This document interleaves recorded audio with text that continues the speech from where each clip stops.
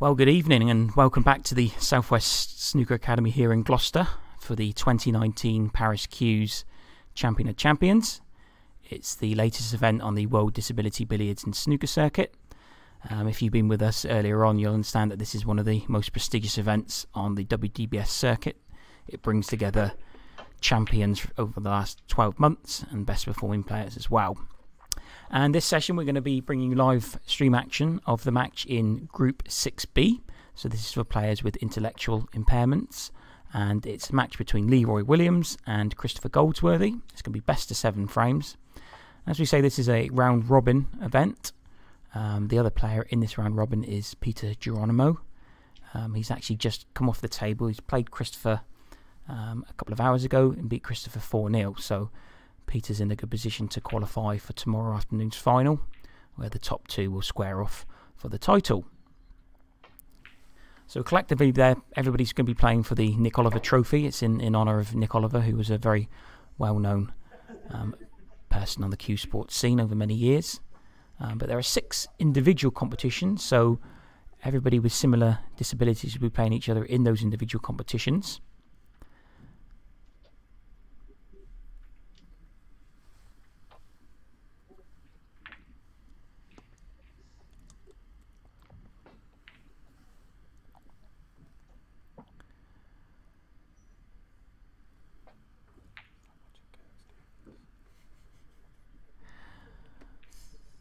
We are live on Facebook for this match, and we have been all day and will be tomorrow for the 2 sessions concluding the event. We'd really appreciate it if you're enjoying the stream, if you don't mind liking and sharing the stream. We'd really appreciate that. WDBS is also on Facebook, so we'd really love it if you could pop over to our social media channel and give us a like and a share. We are also on Twitter as well. So that's a lovely pot there from Christopher Goldsworthy. Like I say, he's just come off a 4-0 defeat to Peter Geronimo. But being a round robin competition, he still does have an opportunity to qualify. As I said, it is the top 2 who will go through to tomorrow's final. So if he was somehow to win this match, he'll be relying on the result of tomorrow morning's session, where Leroy would play Peter.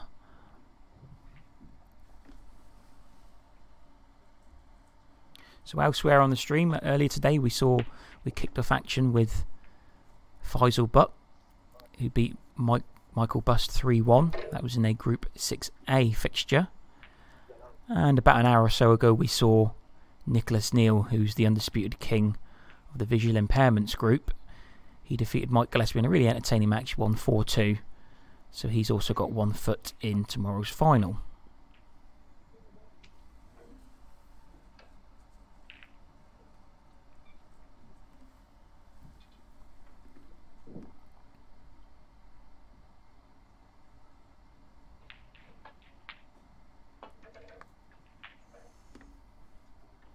You may see other people sort of come into the shot of the screen there. We've got another 6 tables currently in action. We will try and keep you updated with the current scores and results as they come in. But if you want to head over to our brand new tournament manager system, which is called snookerscores.net, you'll see all the draws, groups, results, everything, all the information that you require for this event. That's all live there. And also several of the tables are actually being live scored, so the referees are updating the scores real time with the electronic zappers. So why not head over to snookerscores.net if you want to follow how your favourite players are getting on. So anyway, in the meantime, at the start of this match, Christopher's knocked in a couple of nice long balls there. That'll settle him down. Like I say, it's a bit of a strange one, really. He's just come off the table. He did lose 4-0 to Peter, but on the other side of things, he is warmed up. So Leroy's coming into this cold. This is his first match of the day.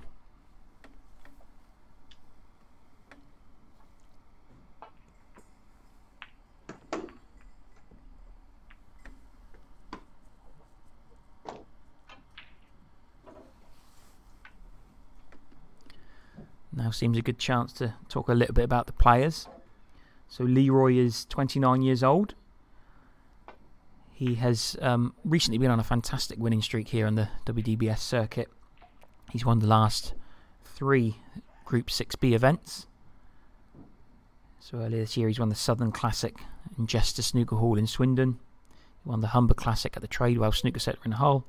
And only a few weeks ago he won the UK Disability Championship at Barrett's in Northampton. So Leroy's in a very rich vein of form. He also won a title back in 2018 in February of 2018 at the Elite Snooker Club in Preston. So he currently has 4 titles to his name.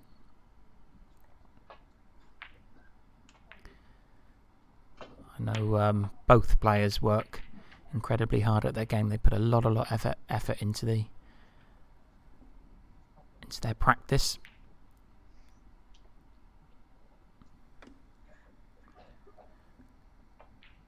Leroy chiefly practices at Widnes United Services, and I understand there's several people tuning in from that club to watch him. So hello everybody, if you are. Thanks for giving us a watch. And when I asked Leroy about his favourite player, his favourite professional player, he was very certain in his answer that's Stephen Hendry. So I think he's a big fan of the 7 times world champion.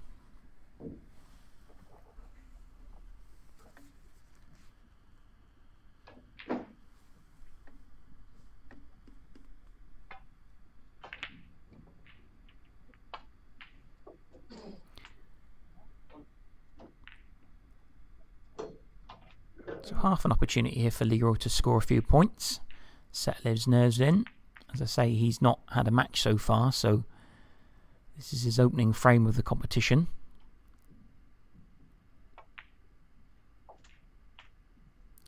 Yes, he's played that well. As we've talked about throughout the day, the conditions here at the Southwest Snooker Academy are immaculate. It's a fantastic arena to play snooker in. But the tables are challenging. These are professional template tables, beautiful lighting, fantastic cloth and balls. So there really is no hiding place, no excuses for players, but it is a very tough test. You've got to be very accurate, very precise with your potting and positional play. But knowing all the players in this event, that's something that they will relish. That's a little bit disappointing there for Leroy. He was trying to create an angle to get out for one of these 2 reds here. He's a little bit fortunate to push the cube there a bit further down, although still think Kristen, no, he's going to play safe. Although there is a red at the table, so this might give Leroy an opportunity to perhaps lay a snooker.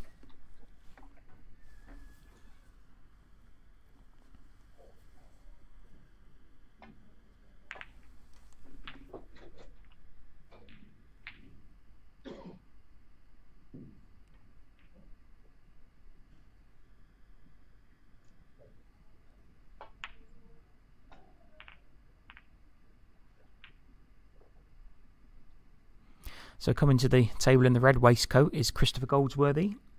He's a fairly new player to the WDBS scene. He made his debut back in March at the aforementioned Southern Classic in Swindon, where he actually reached the final in his debut, and he actually played Leroy in the final, and it was a really, really good title decider. Leroy won 6-4, but very keenly contested, and there's a lot of respect between these 2 players.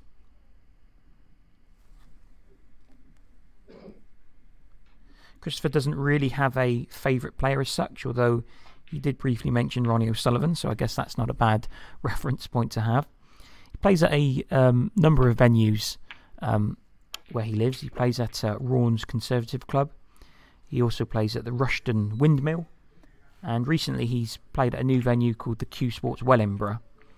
So he does a lot of his practicing at those 3 clubs/venues. And as I mentioned, I know he puts a lot of effort in and takes a lot of enjoyment from playing our great sport.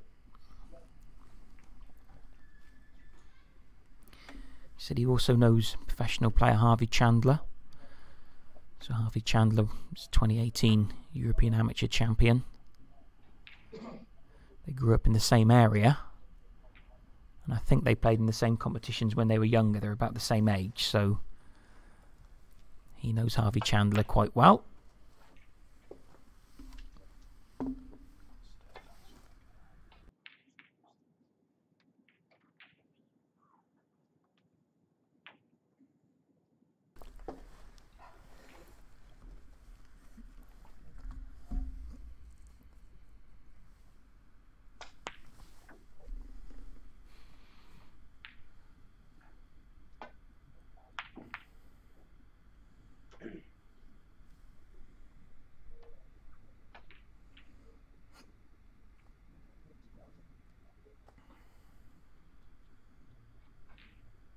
It's already been a very busy day here in Gloucester.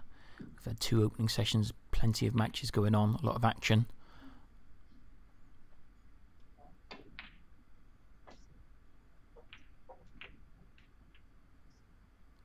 But it's going to be tomorrow morning and afternoon where the real pressure is applied. Tomorrow morning we're going to have the last round of group games, where qualification is still up in the air in several categories. And the plan is, providing everybody is finished before then, is to have all 6 finals start at the same time. The only exception has been the wheelchair final, so our Groups 1-2 final. Unfortunately, the 4-player group was reduced to 2 only a few days ago because of players having to withdraw. And we wish both Daniels well, but it has meant that Shahab Siddiqui and Aslam Abu Baker are now actually playing a best of 19 final over 3 sessions, and the first session was played earlier today, and it's 2 frames all, so that's evenly poised in the wheelchair final.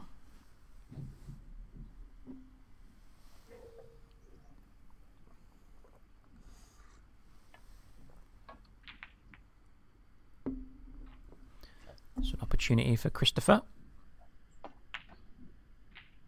Yeah, he'd be disappointed with that.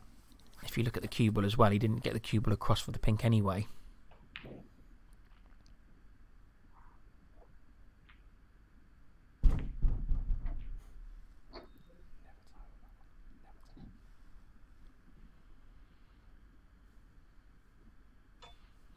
So it looks as if this red just sneaks past the pink. Well, maybe it did, but if it did, he didn't hit it right. And that's just pushed the pink safe, so pink is out of action for the time being.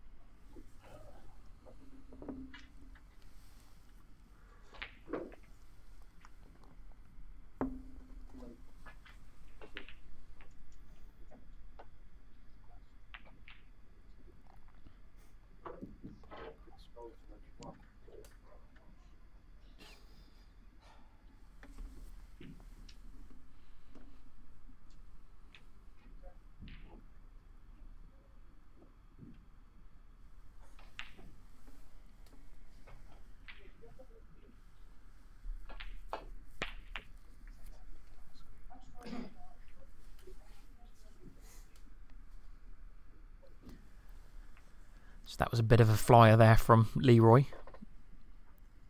Quite lucky to get away with it though. This is a bit of a pattern to what we've seen in our previous 2 games that we've live streamed today. Both the opening frames are pretty long, pretty scrappy. Again, this isn't deliberate from either player, it's just the way the balls have gone. Neither will want a frame like this.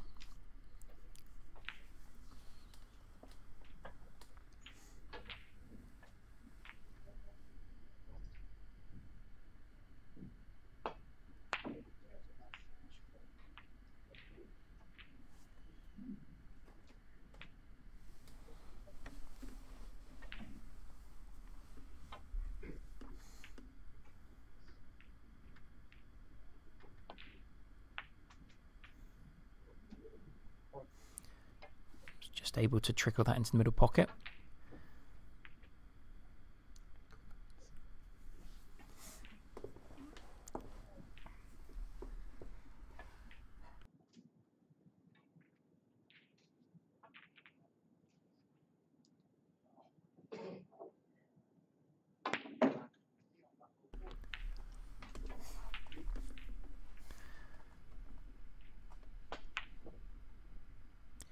Yeah, that was a difficult black.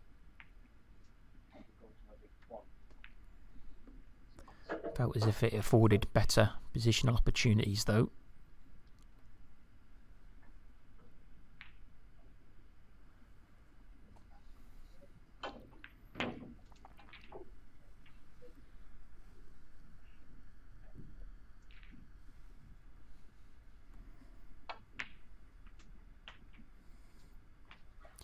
This is a very interesting group. As we say, the third player is Peter Geronimo. He's already registered the win against Christopher, so if Leroy was to beat Christopher today, then both players would be assured a place in the final. However, both are scheduled to play each other in the round robin tomorrow morning, so that could be a warm-up match for their final at 2 o'clock.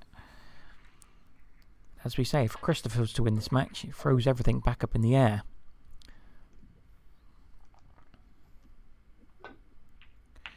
The issue Christopher might have is because he lost 4-0, so if there was a scenario that all three players beat each other, frame aggregate could come into play, and obviously losing so heavily in his first match, that's going to not be in his favour. But this is a completely new game.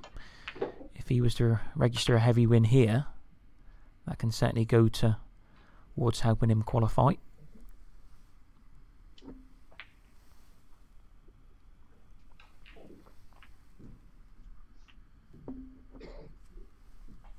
And he's spotted a couple of really nice balls in this frame.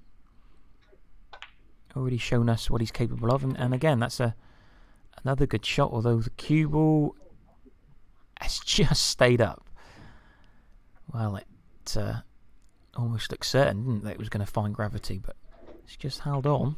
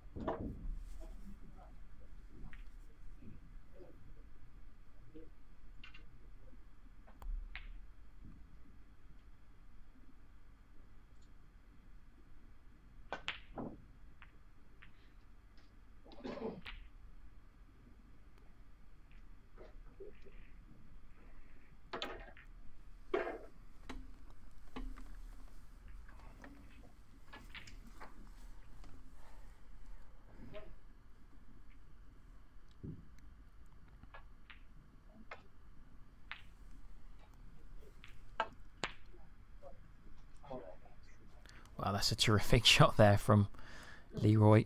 Already both players have shown their long potting prowess. Unfortunately, just not quite on a colour, so attempted the snooker. Not got the desired result.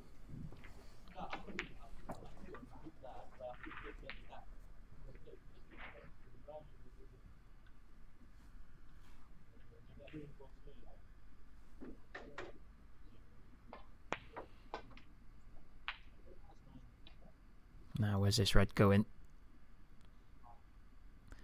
For a second I thought he might have fluked it, but it stayed over the pocket for Leroy. Got a bit of work to do here to get on a colour though.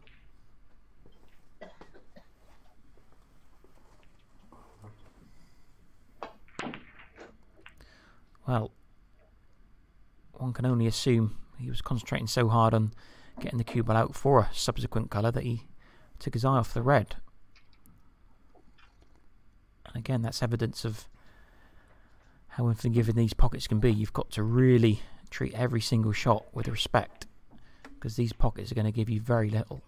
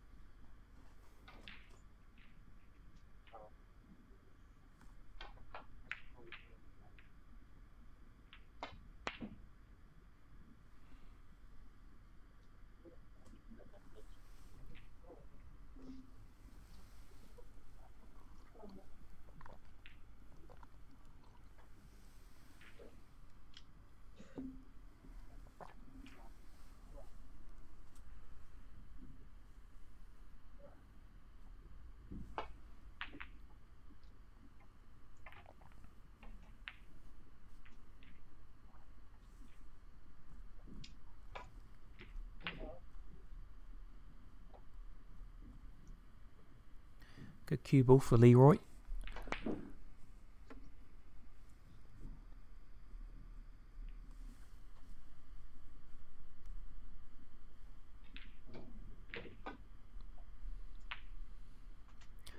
Wow, he's potted himself out of trouble there. That's another fantastic long range effort from Christopher. There's been some terrific potting already in this opening frame. It's just been unfortunate for both that the colours have been a bit scrappy.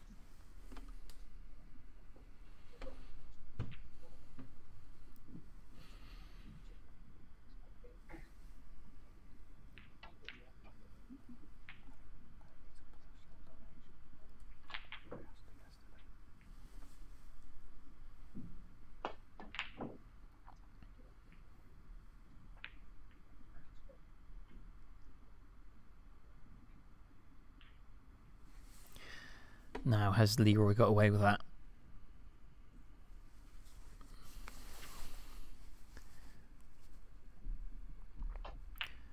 I would suggest not. Now, can he get through to the potting angle?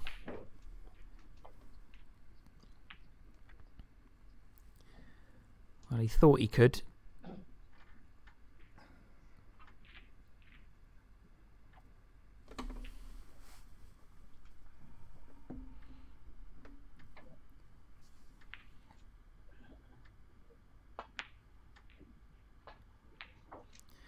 Again, he didn't hit that particularly bad, but these pockets are just going to spit those out if you don't hit them completely accurately.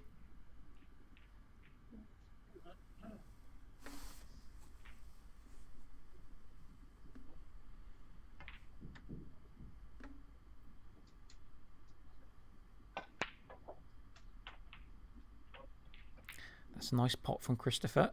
It's got a lovely angle here on the black to drift down towards the red here on the top cushion.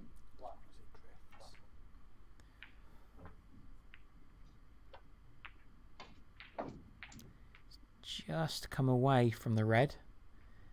Has got a pot on it, but as we've already seen how unforgiving these pockets are, he can't really do much with the cue ball. He's probably just got to drop this in and play a good safety. Well, I think his plan, I think he would have put Leroy in behind the pink the next shot.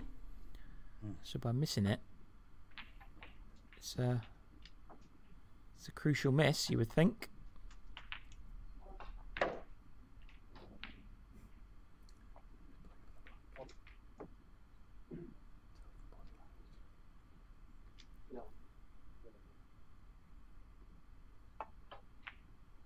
So we saw Leroy there, he was actually switching hands to his right hand, but that caused a problem in trying to hold for the black.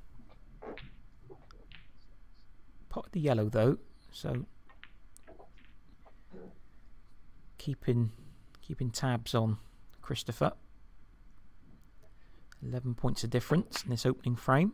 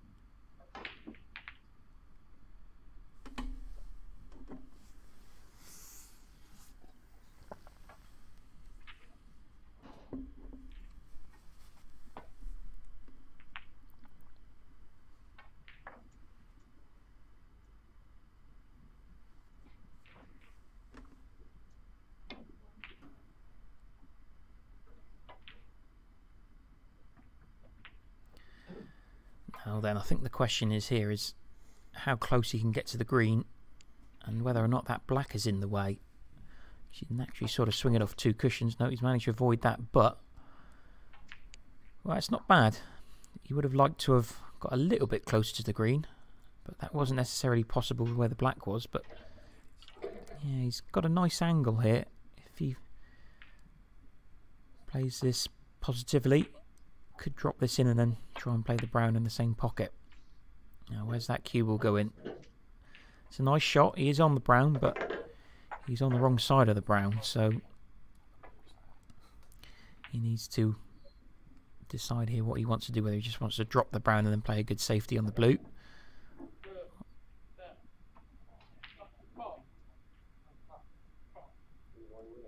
Well, the only good thing about that shot is it's rattled in the jaws and on the side cushion. But anyway, yellow and green puts Leroy to within 6 of Christopher. And that's not bad. Bringing the blue out into play. Christopher will need that as things stand. It's to Christopher's advantage that the pink's on the side cushion. Now, it's not too far away from the pocket, but it's not an easy shot by any means.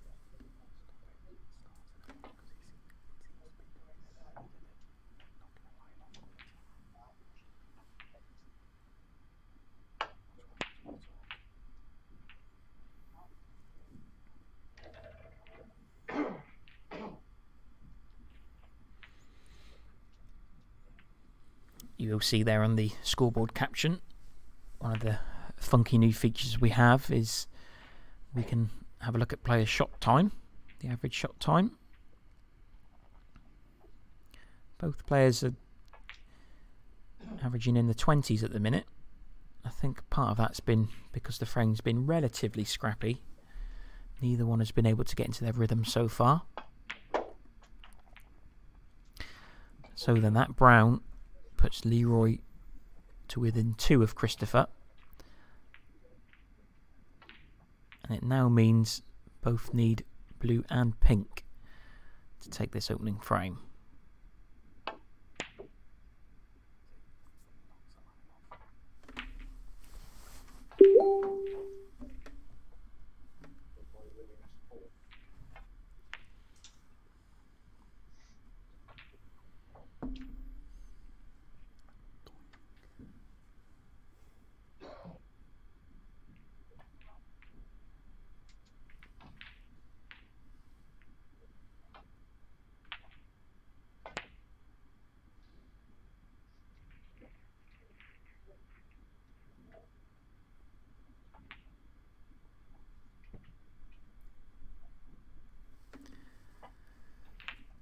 Now then, does Leroy have an angle here to bring the cue ball across towards the pink?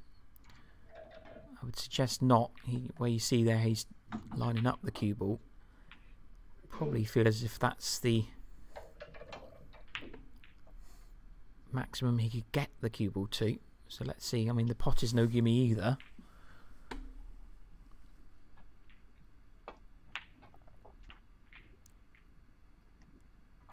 And that's a fantastic shot. I think that's probably as good as he could have wished for. Now then, this is a really, really tricky pink though, isn't it? What we've seen in this frame so far, you've really got to play this as gently as you can to give it a chance to drop. But obviously the danger with that is if he misses it, it's going to be stuck over the pocket. So will Leroy fully commit to this pink?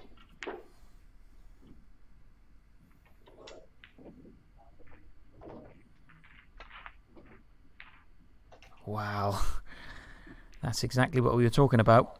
He did seem to hit that quite well. I thought when he hit it, he potted it, but it just slightly come away from the cushion. Now then, it looks simple, but he's got to control this. Christopher does. And that's not ideal.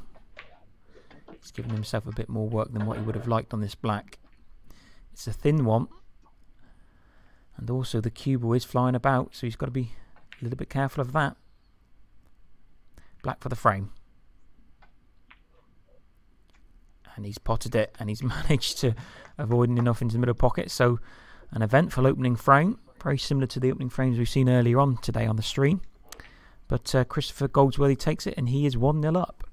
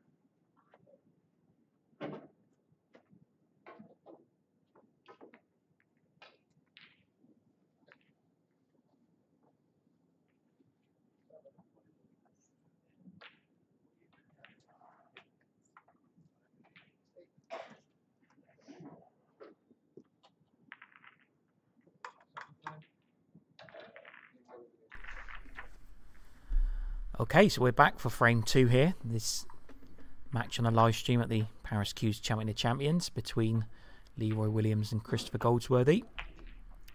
Quite an entertaining opening frame.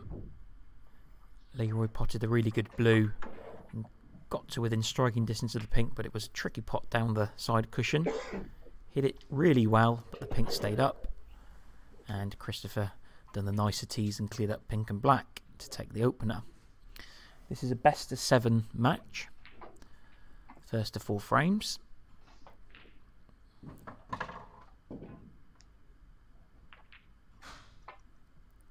It's a nice escape there from Christopher, but I'm just wondering whether or not he's left this red at the bottom of the pack. And even if he has, just wondering whether or not he's got an angle to either come through the reds or screw out of it.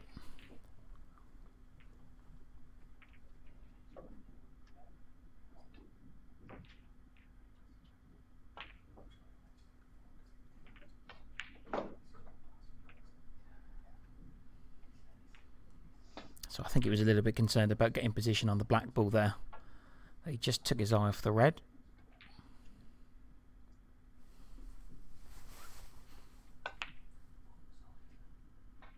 And that's a terrific pot from Christopher. Another example of his long potting ability. Unfortunately for him, he screwed the cube back too far for the black. So just see if he's going to take 7 points. He just tried to drop the black ball in. He's got the main objective, which is to get the cue ball safe.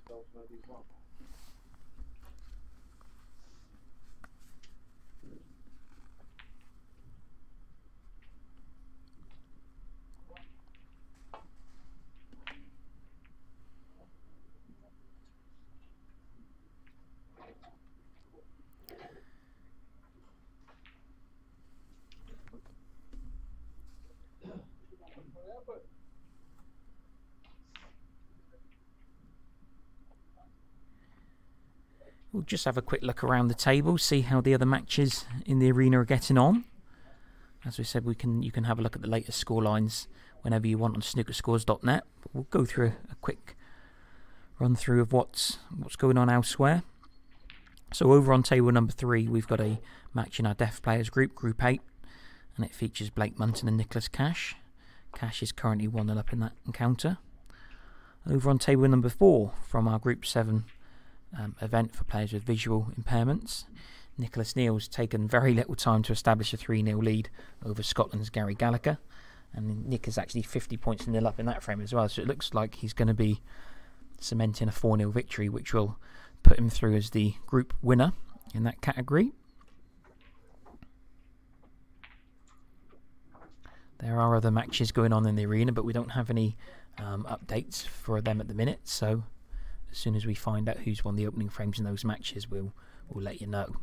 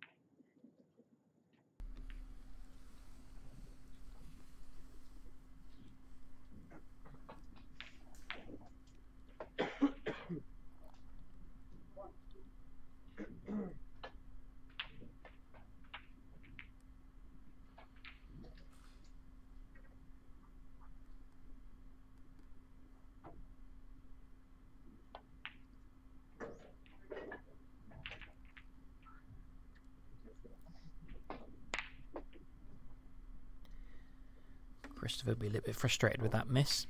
It's a good opportunity to score some points there. And he's turned it over to Leroy straight away. Now then, can Leroy get something going here?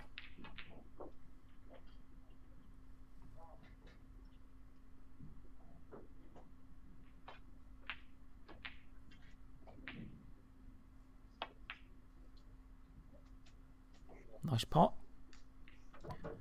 Really good position on the red. It's possibly either play for the pink if it goes into the bottom left-hand pocket as we look. He could screw up for the blue as well. Got lots of options here.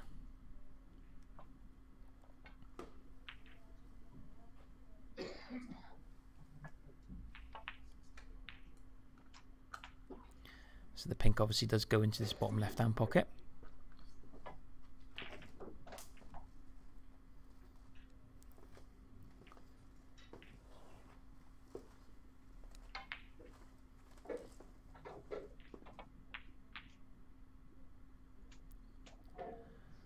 Another nice pot there from Leroy, but unfortunately he's just lost the cue ball a little bit.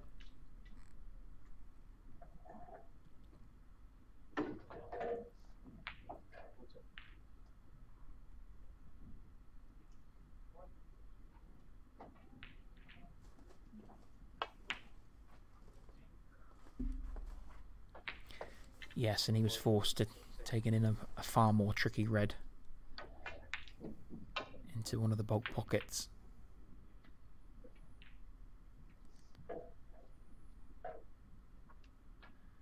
He has opened up a small advantage though in this second frame.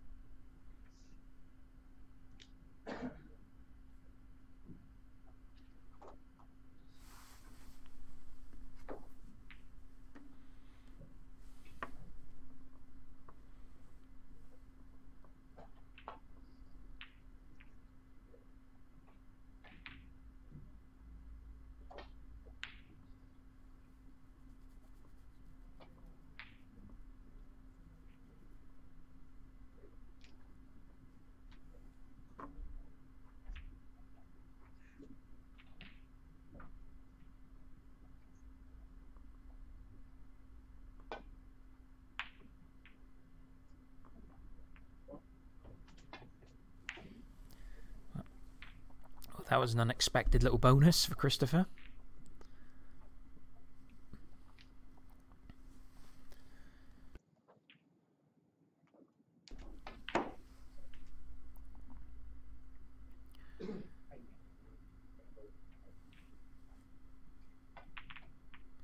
But he wasn't tempted by the tricky pink.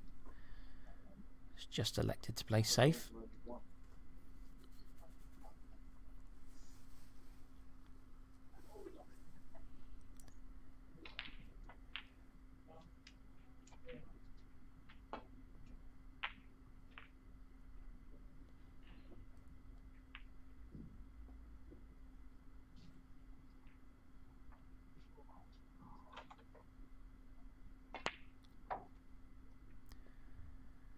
Yellow held on for dear life there.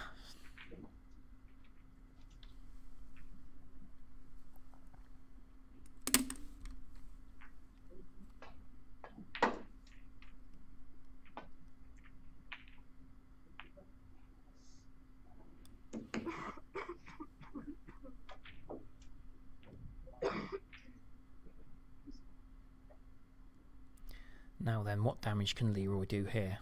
He's already got a small lead. As you can pot the opening red, he's got the yellow waiting over the corner pocket. May need some assistance with this though.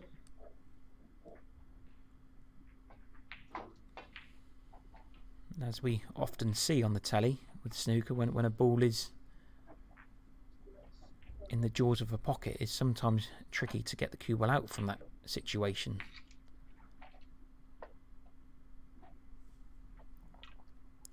So it'll be interesting to see if Leroy uses a cushion here, if he wants to screw back directly. Yeah, so he used the cushion, and that's a really good shot actually, the way he's played that. Yeah, he couldn't really have wished for that to come out much better. He's got a couple of options here.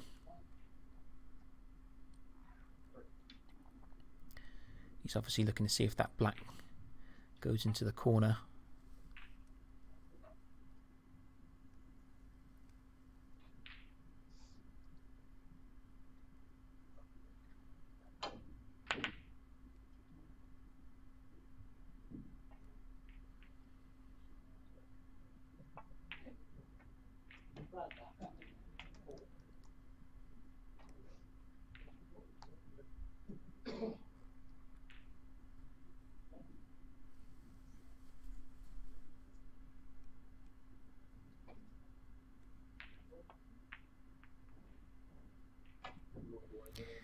No, it just grazed the red on the way through. Again, it might have gone, but you still got to hit them very accurately. Might not have had a hold of pocket.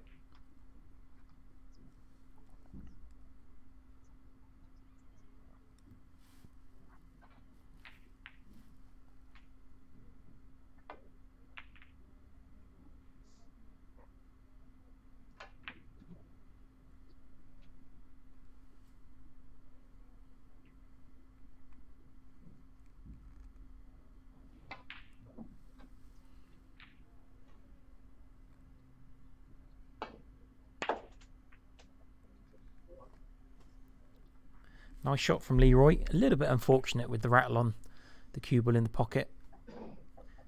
It could have come out and he would have been on the black. Unfortunately it rattled and then dislodged the black, so looks like safety will be prescribed here.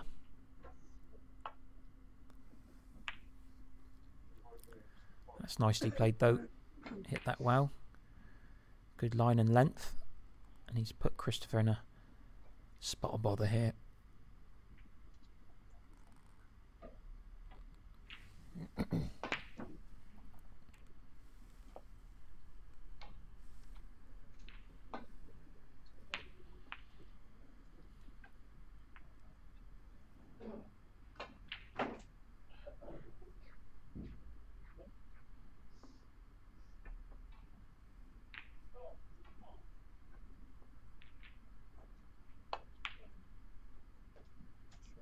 Terrific pot.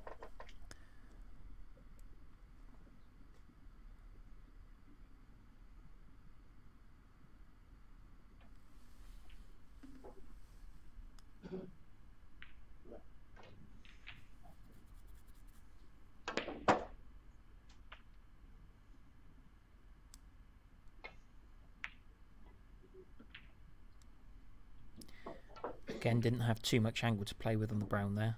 So he's done well to get that much action on the cue ball. To come off 2 cushions.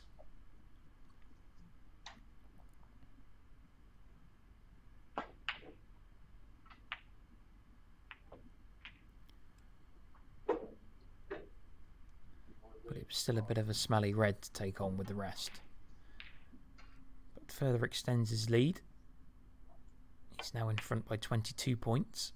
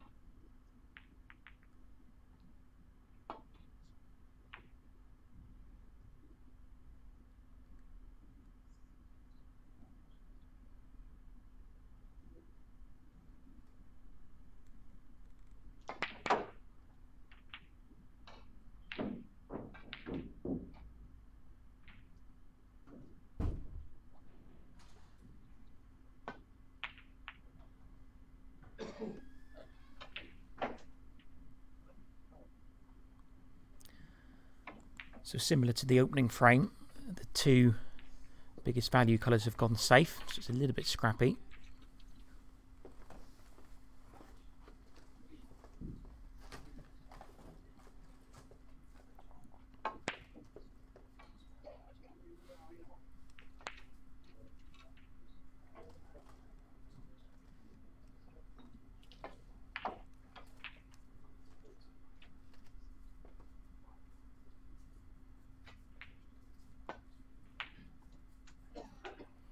That's a good pot there from Christopher. And it's just held up in time for the bulk colours. He's also got a chance here of potting the blue.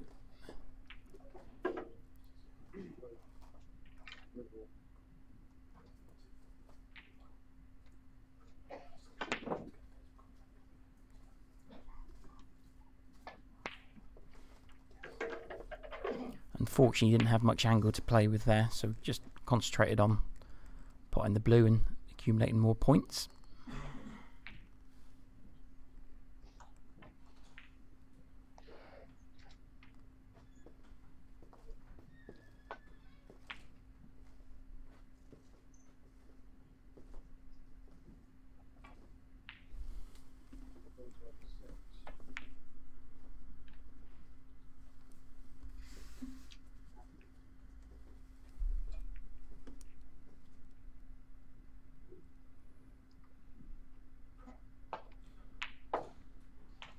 Terrific pot from Leroy.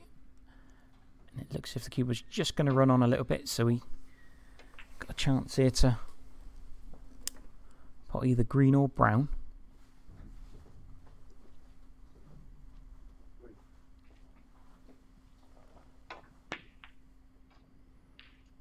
No, just elected to play safe. He realises he's got a small advantage here.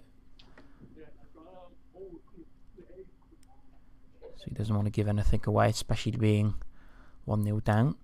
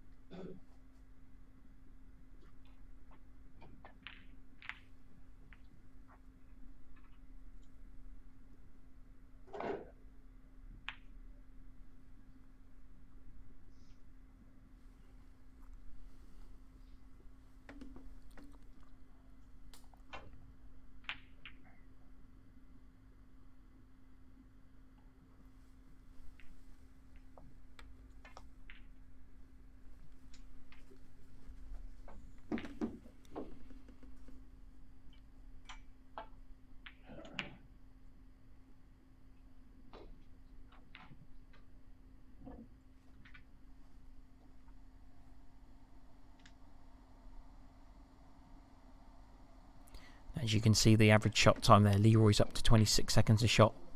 Christopher's around 22. And that's been because it has been quite a cagey, scrappy affair so far.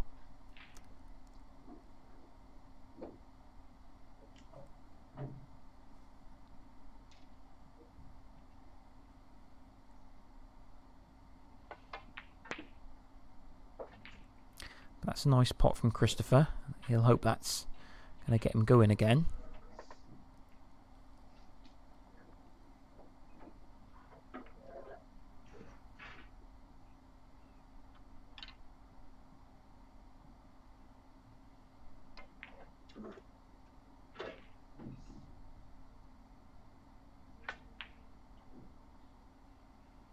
And he won't be too happy with that effort. The only good thing to come from that is that he didn't get position on the red.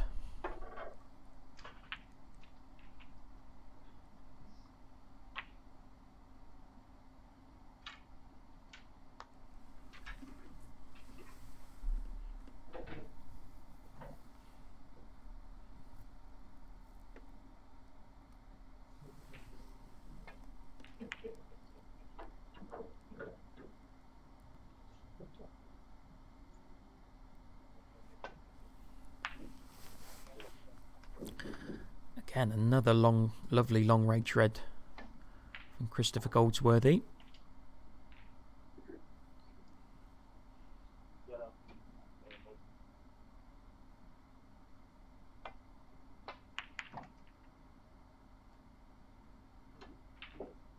And that's a nice safety as well.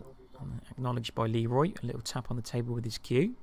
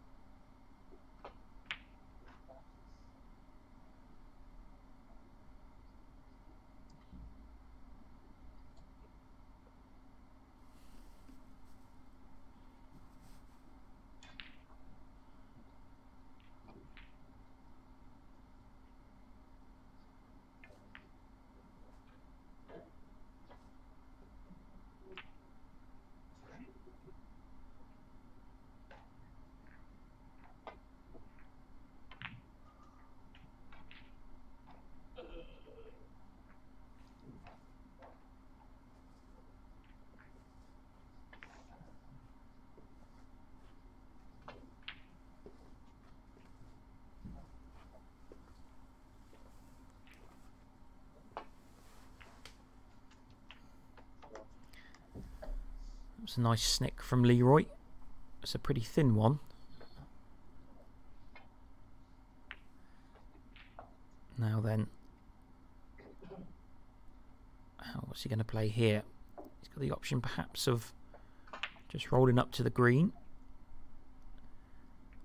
I think he would leave Christopher snookered on both reds, and also it'd be very tricky because he'd be hampered, so that's an option. Looking at the brown as well, I'm not really sure where he'd go with that unless he just wants the additional 4 points, but then he'd have to play a good shot afterwards. So he might just be...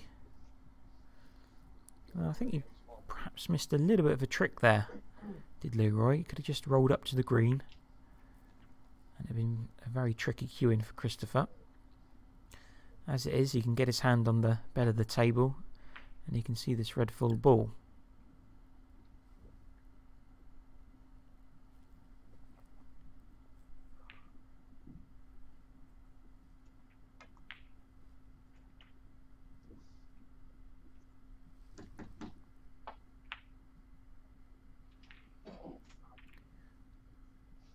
Wow, that's a little bit careless from Leroy there. He should have realised that the cue ball was going towards the middle pocket. But saying that, I'm sure he was aware of that, but he obviously just mishit it.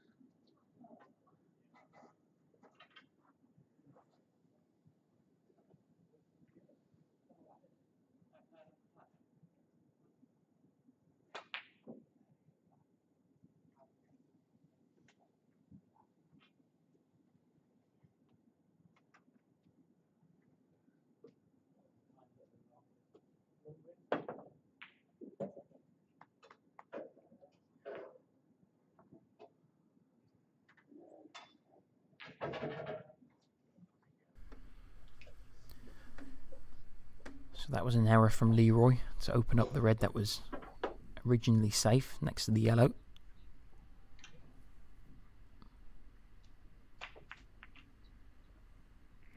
But I like Christopher's thinking there. He's tried to open up the pink and black.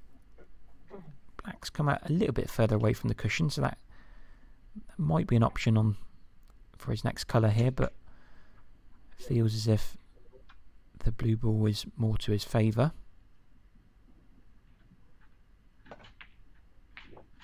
Yep, that's a nice shot. Unfortunately, I think this cube was just going to run on a little bit too far.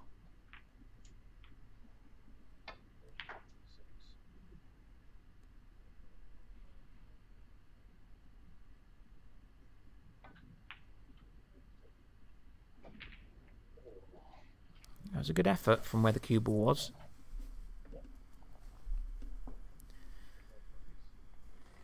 Inches him closer to Leroy, who is still in front in this frame by 6 points.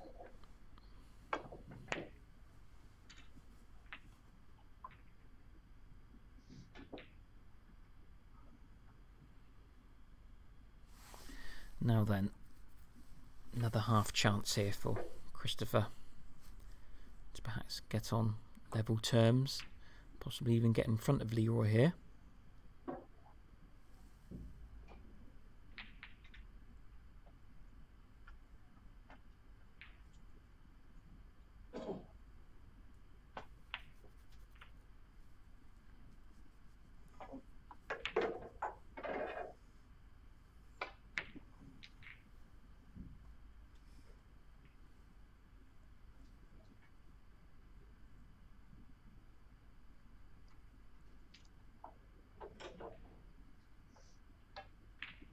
Does have the green, but fortunately he's quite straight on it, so he needs to be towards the bulk end of the table to pot the yellow. So that's why he's elected to turn the green down. Well, played the double, nearly got the treble.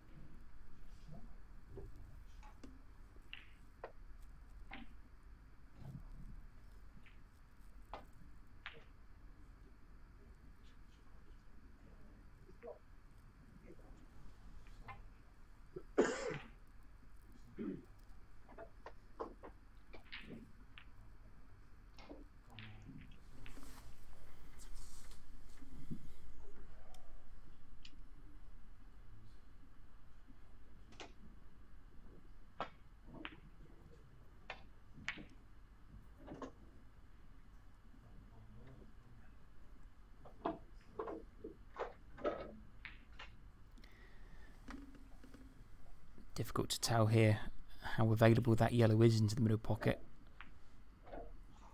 Oh, no. Well,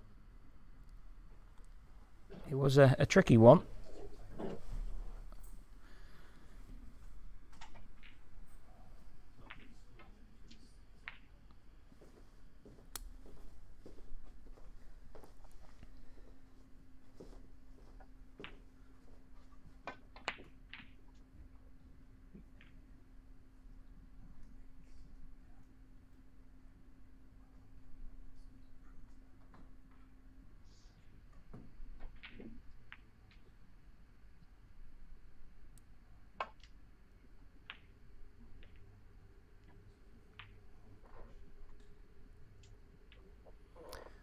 Leroy played that with a lot of left-hand side.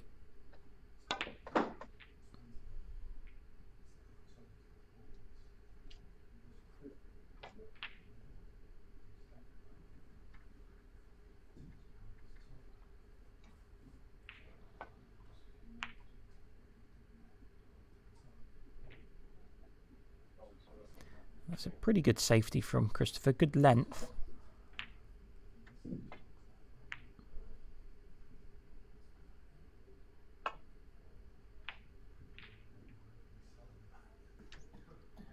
That was an attempt at the pot on the green. from Leroy. It's very tricky though.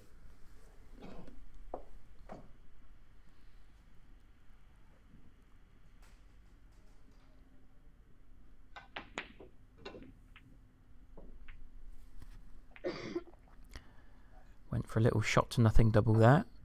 Obviously the main objective was getting the cue ball safe, which he's done.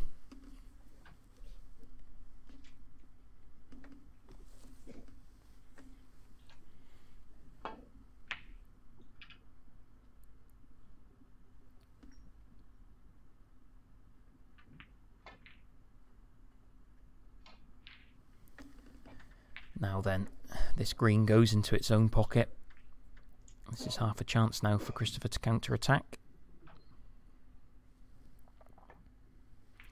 Looks as if he's got a nice angle to come back to that side of the table.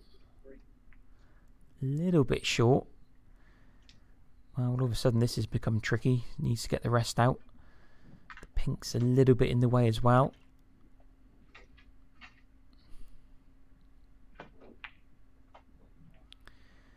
Yeah, and that extra few inches really made the difference.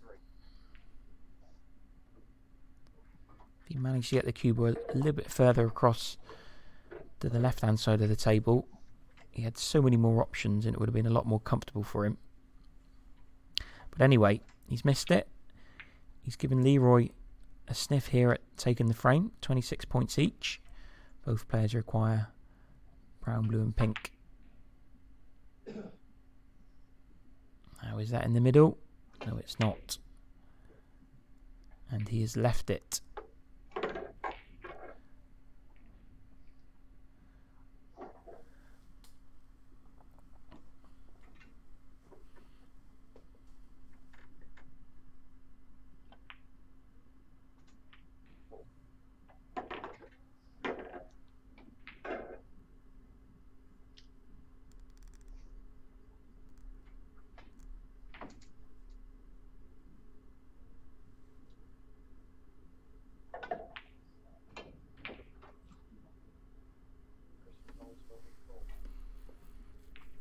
But not able to win the frame off it.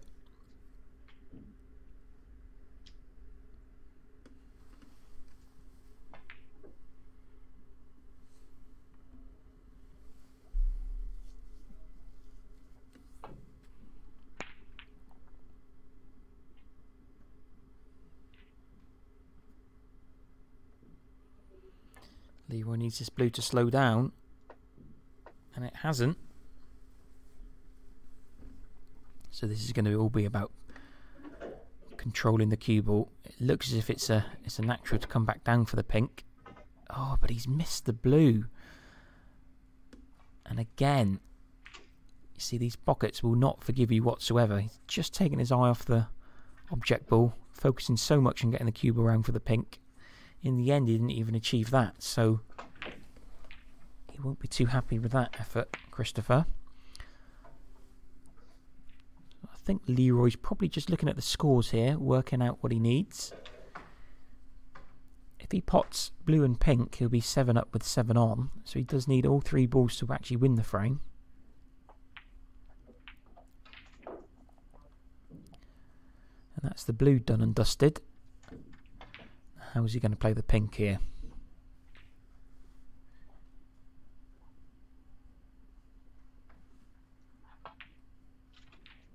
Pot the pink, played it with side. Well, that's a good effort. Probably need to play it a little bit firmer to bring the black actually into play. But it's a very good line on the cue ball. Oh, and that's a fantastic shot on the black. That really is an absolute creamer. What a black there from Leroy. And takes frame 2. Another entertaining frame. And it's 1 frame all in this match here in the 2019 Parris Cues Champion of Champions. And we'll be back with frame 3 shortly.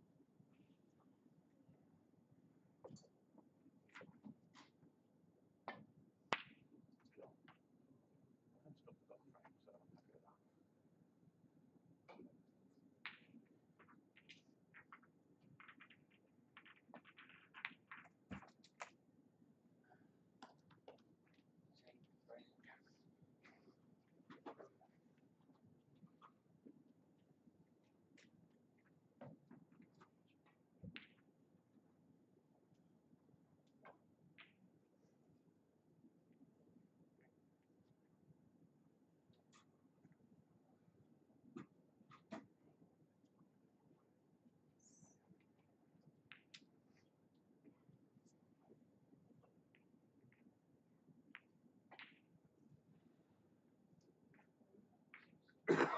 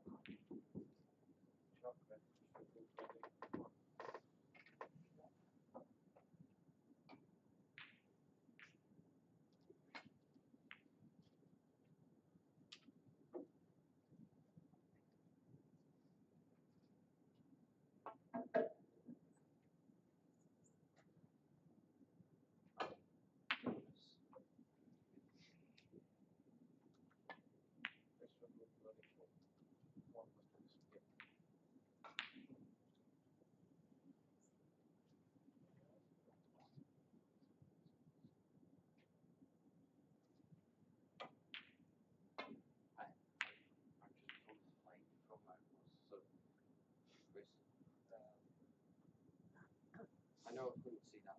Yeah. I know, I was just double checking. Further back. Further back. I'd have to. Very, very solid. Yeah, yeah, yeah.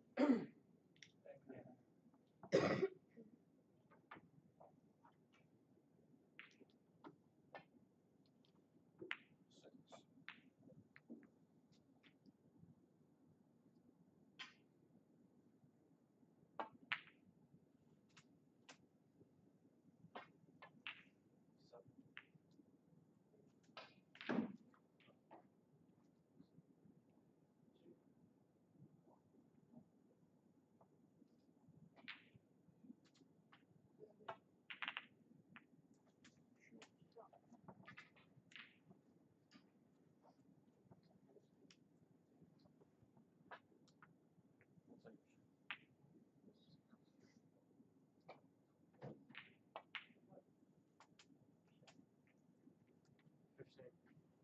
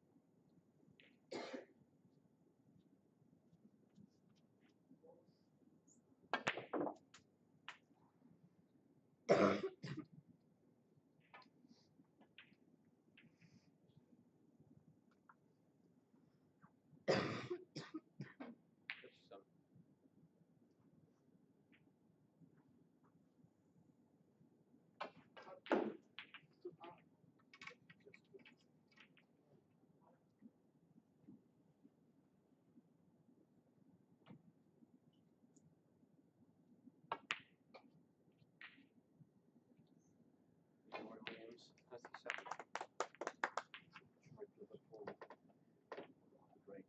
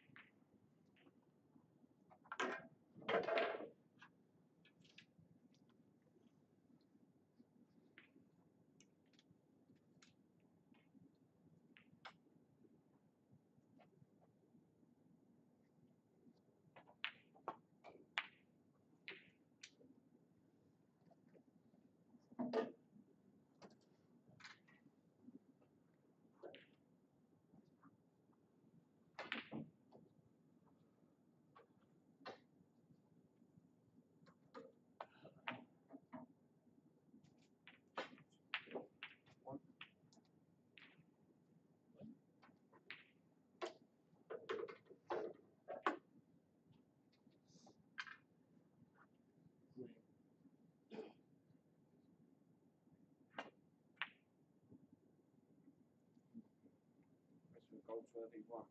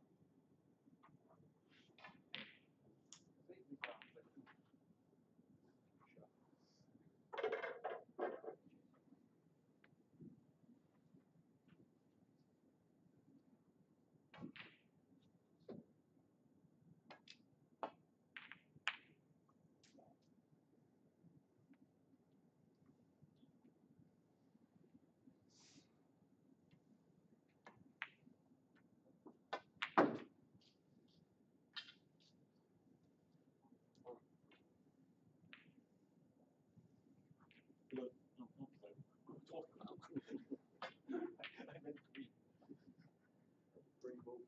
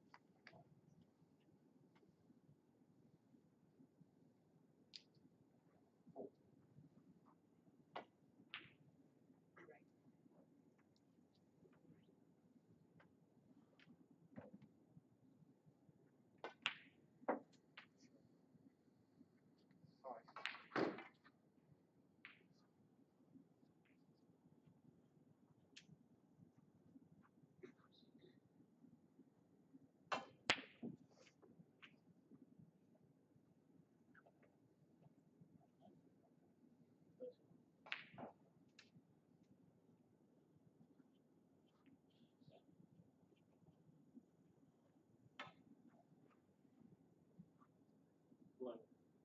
Blue ball.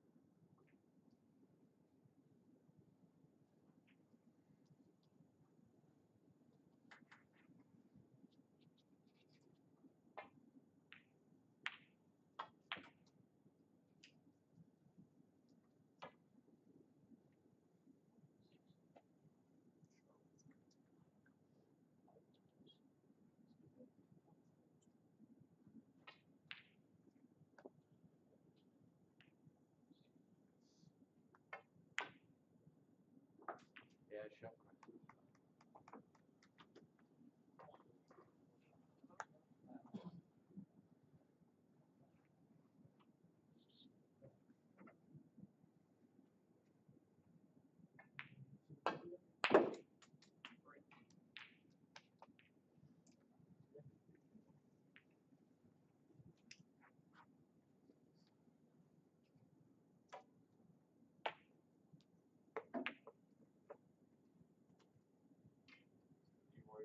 Yeah, concede. Yeah.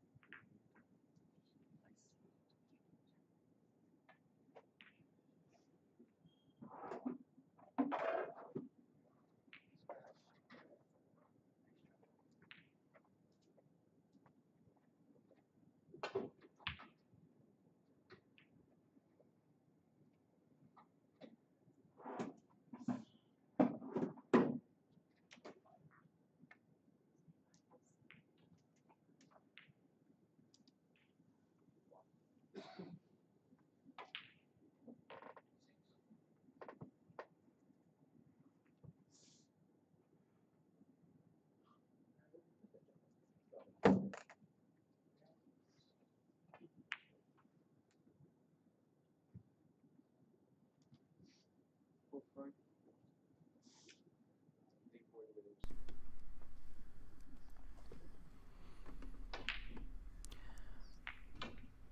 Okay, so we're back for frame 4 here in this Group 6B match between Leroy Williams and Christopher Goldsworthy at the 2019 Parris Q's Champion of Champions here at the Southwest Snooker Academy in Gloucester.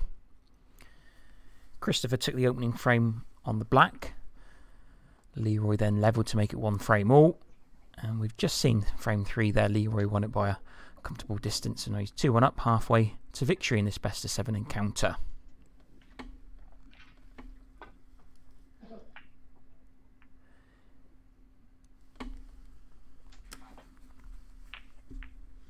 little bit unfortunate there for Christopher to go in off.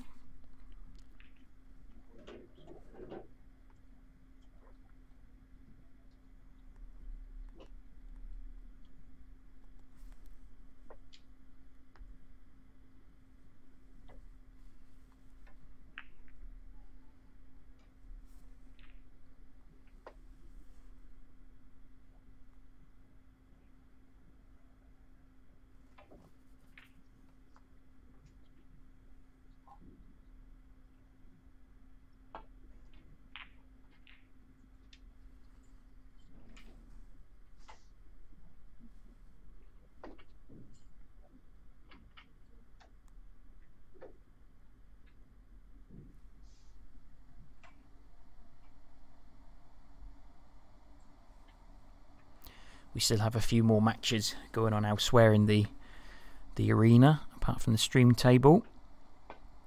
Over on table number 3, in our Group 8 event for deaf players, Nicholas Cash is 3-0 up on Blake Munton. We've also got Michael Bust playing Warren Ely in a Group 6A match, and Ronnie Allen against Mike Gillespie in our visually impaired category.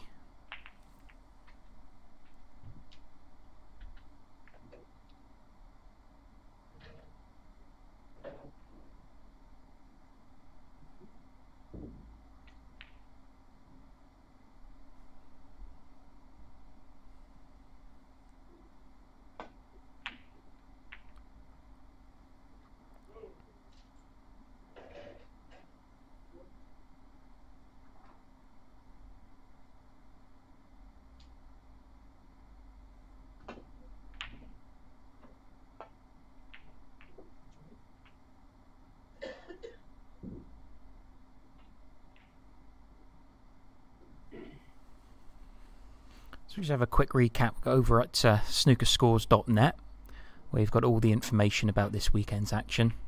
You've got all the draws, results, any breaks that have been registered.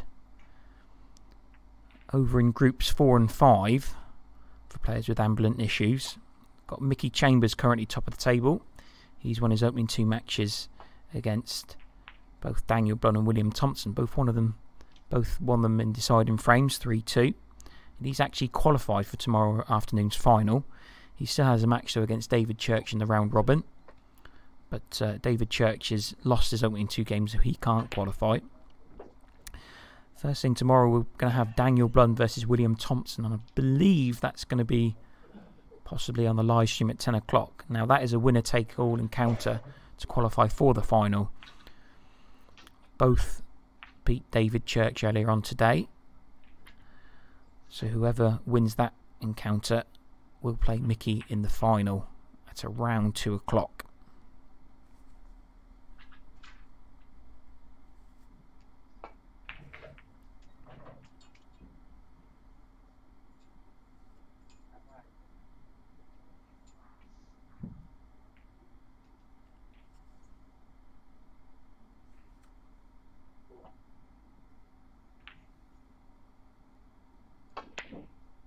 Over in Group 6A, we saw Faisal Butt earlier on this morning, open proceedings on the live stream table, and he's actually won all 3 of his round robin matches today. He's only dropped 1 frame, and in fact that was the opening frame to Mike Bust on the live stream. So Faisal is through to yet another final. There's currently a match going on between Warren Ely and Michael Bust on one of the outside tables. Warren Ely has won 1 game out of 2 so far. He lost to Faisal and beat Michael Fowler, the other player in the group. So if Warren beats Michael, Warren would get through to the final. So again, that group is still up in the air a little bit.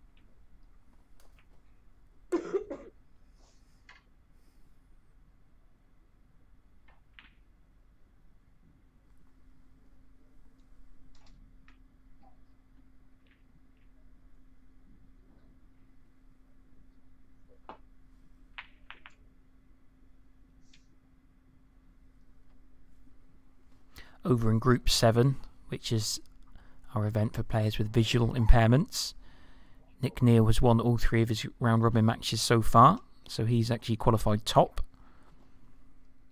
Gary Gallagher is at the bottom of the table. He's lost his opening 2 games and unfortunately he's now eliminated. That is unless Ronnie Allen defeats Mike Gillespie, and that's one of the ongoing matches elsewhere in the arena. If Mike Gillespie beats Ronnie Allen, he will also qualify, so it will be Nick Neal versus Mike Gillespie in the final, which is a repeat of one of the live stream matches we showed you earlier this afternoon.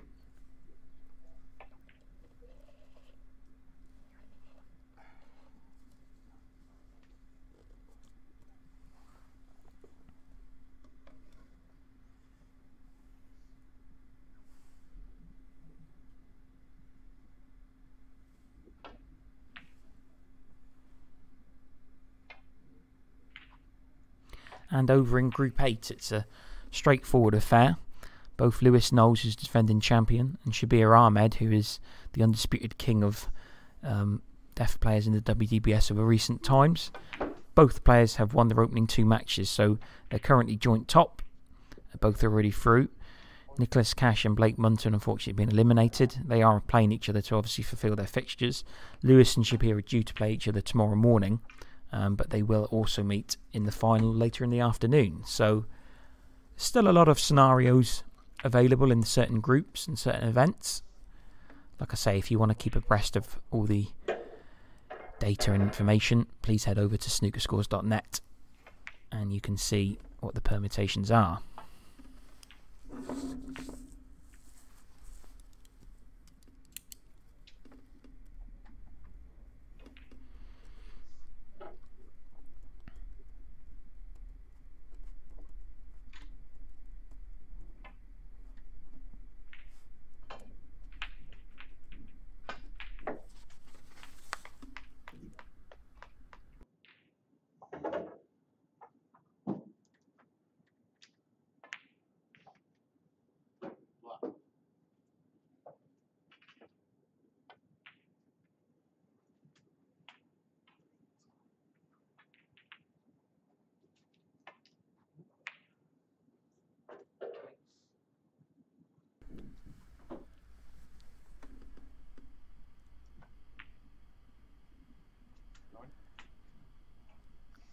So in the meantime, here on the live stream table that we're watching, it's been a bit of a scrappy start to frame 4. As we see Christopher Goldsworthy's in and around the black spot, although he's... Sorry to Christopher if I jinxed him.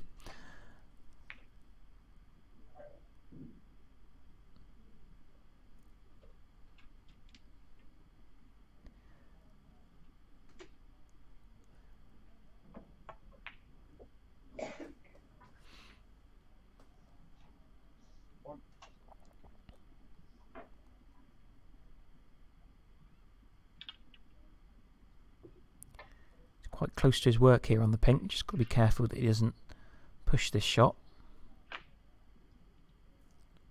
And that's nicely played. Especially with the rest. It's often quite difficult to get a good feel of the cue ball. Especially with the cue ball and object ball so close together. He's played that nicely.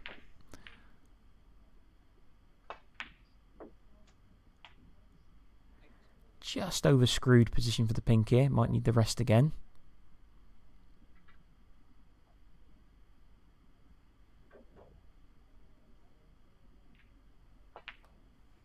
No, that looks wide. Looked wide from the moment he struck it.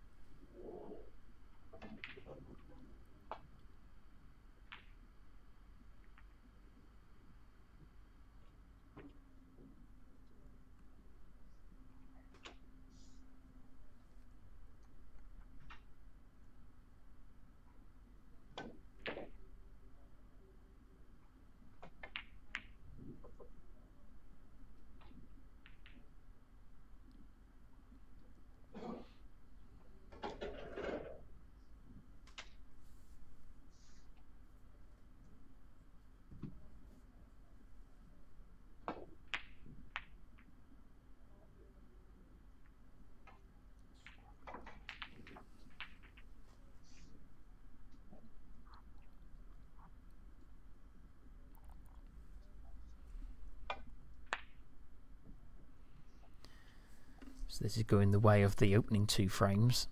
Very scrappy, limited scoring opportunities. We did see Leroy in the previous frame make a break of 37, which is the highest break of the match so far.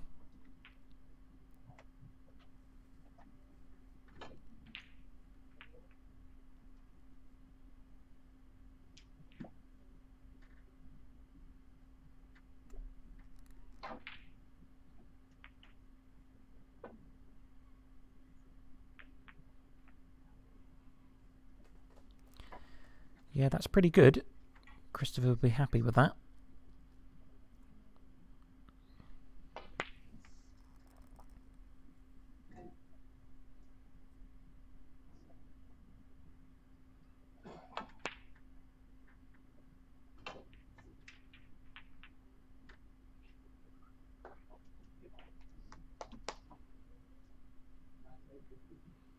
That's a good response from Leroy.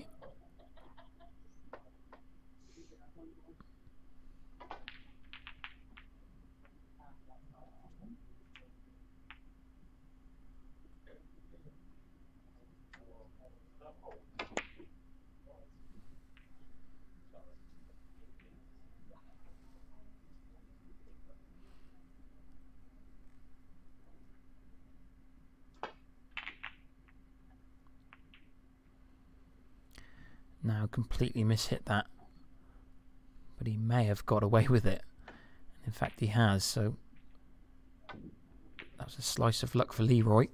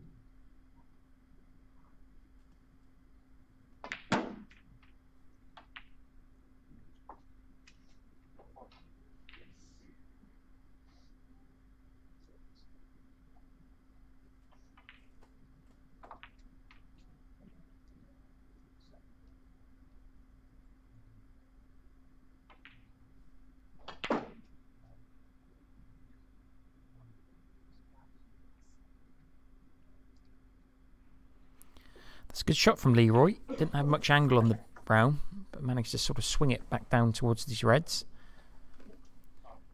And I think he can get through to the red that's close to the bottom right hand pocket.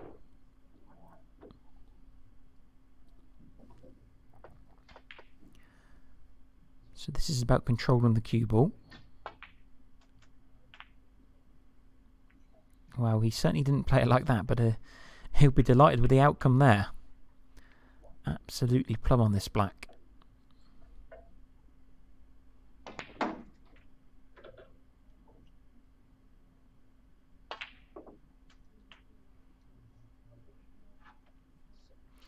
I'm surprised he screwed it in. It looked as if he had enough angle to play it on and off the cushion. The top cushion, that is. Unfortunately for him, it's going to be end of break.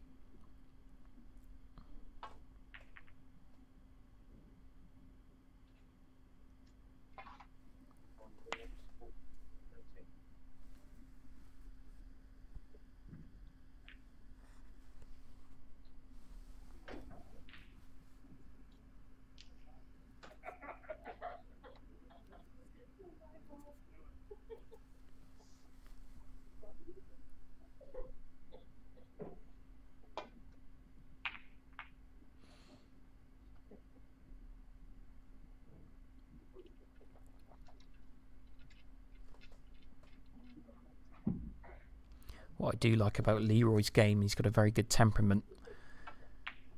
If he's missed the pot or lost a frame that he shouldn't have done, he does a really good job of putting that out of his mind immediately. And we kind of saw that in the opening frame, where he was so close to winning it before losing it on the black. But he's come back strongly in the next 2 frames. So that's something that Leroy is certainly blessed with, a very good temperament.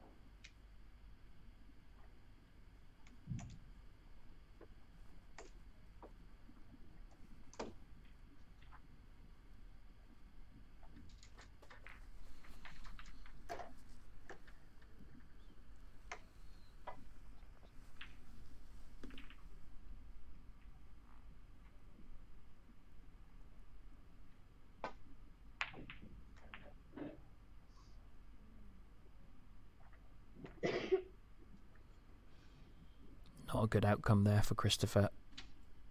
He stuck this red up over the middle bag.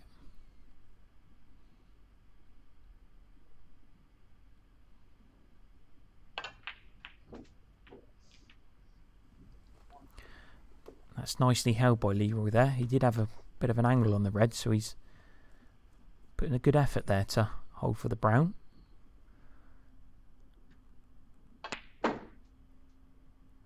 He's really got into that cue ball there. Now, I'm not sure if he's played this red, but it's not too bad.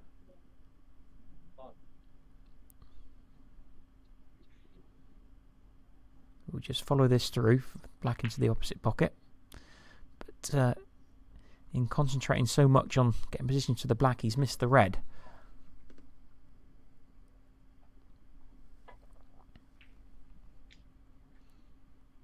And what you will have noticed over the last frame and a half or so, Leroy's shot time was up at around 27 to 28 seconds. It's now down to 23, so that's quite a dramatic drop. And that's all because of the last frame. He made a break of 37. He's got a few good balls this frame as well.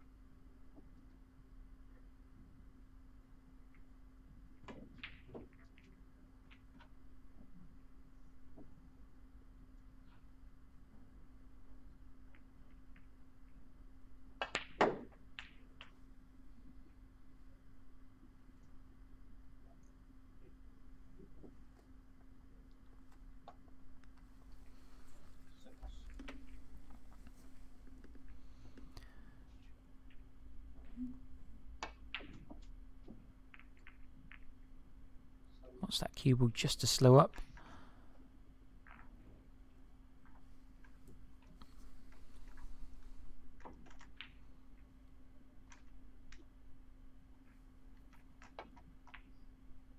No, he's overcooked that blue.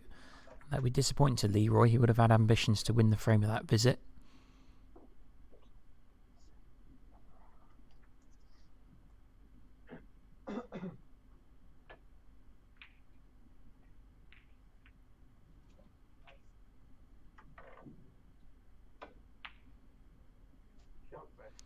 Good pot from Christopher with the cue ball on the cushion.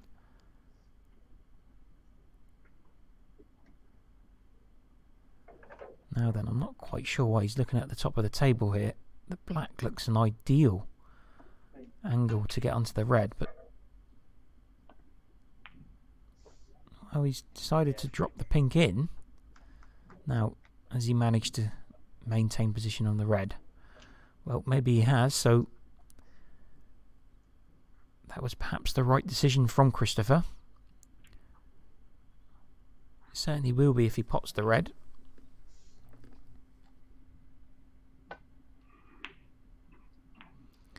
No, he just hit that too thick. So the frame still is in the balance, although Leroy does hold an advantage of 14 points. Make that 15.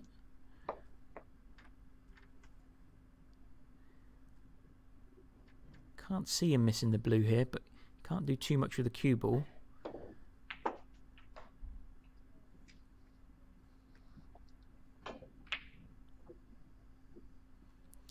Now 20 points ahead, 27 on. Still needs yellow and green.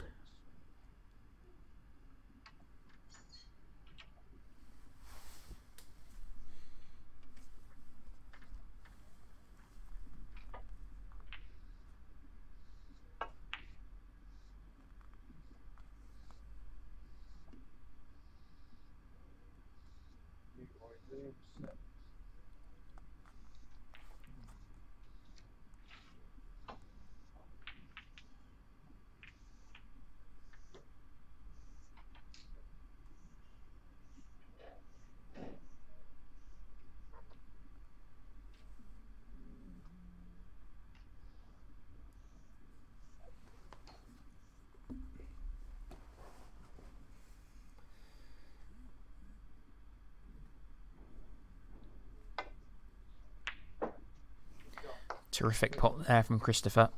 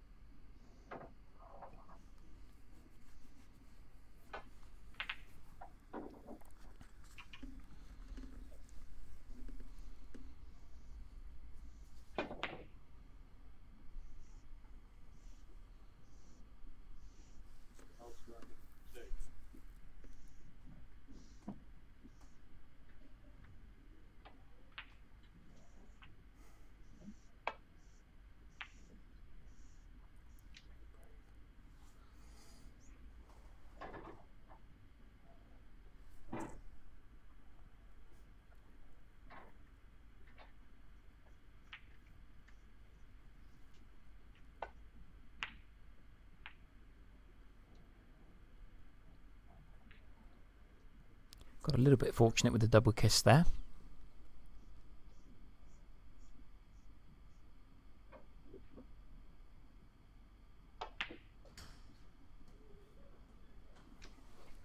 Now, what damage is this going to cause?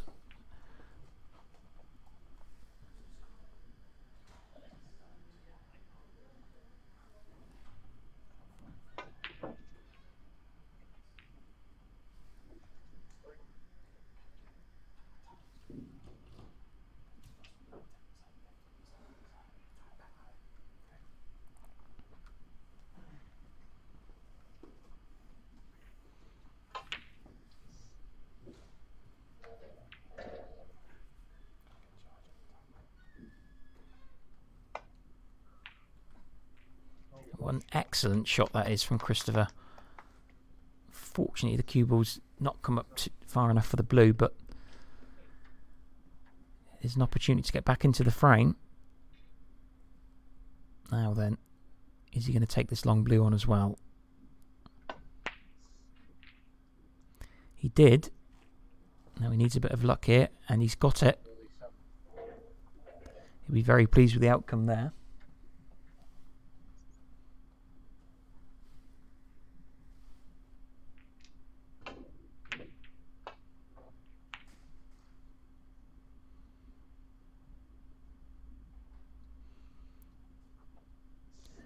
That was a fine effort from Leroy. We saw him putting on a lot of side on that ball, trying to check it up to get it in behind the black. Just fell short though.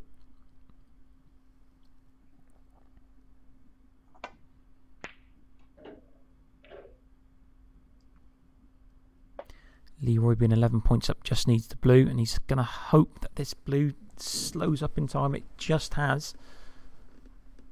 So then, just this blue for the frame. As we've seen though on these middle pockets, they're very unforgiving, but he's managed to sink it. So he's 16 points up with only 13 on. Christopher requires a snooker or penalty points from somewhere, but that doesn't matter at all because Leroy's potted the pink as well. He's going to come around and play the black. Why not? Pots that as well, so that's a fantastic finish from Leroy Williams. Moves 3-1 up, and he's 1 frame away from victory.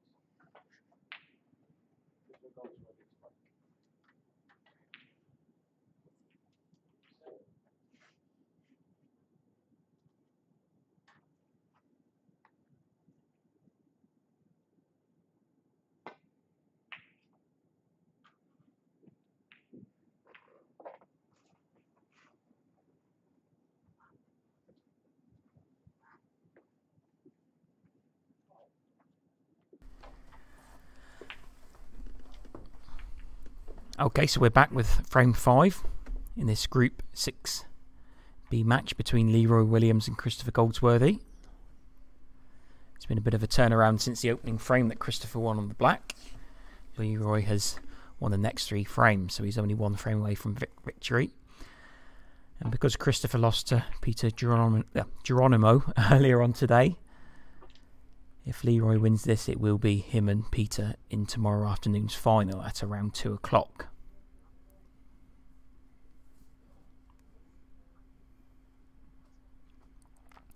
We've still got a couple more matches still going on in the arena.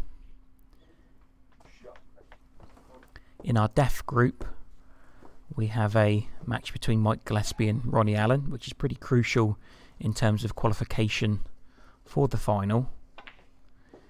Nick Neal has already won all 3 of his matches, so he's guaranteed to go through.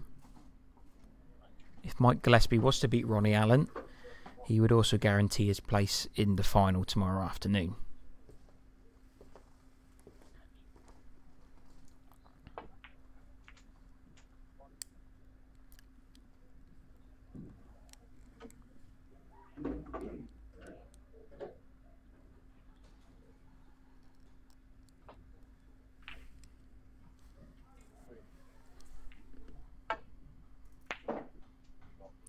Lovely shot by Leroy there. I was about to say he's unfortunate to go in off, but that was a really good pot with the cue ball so tight to the top cushion.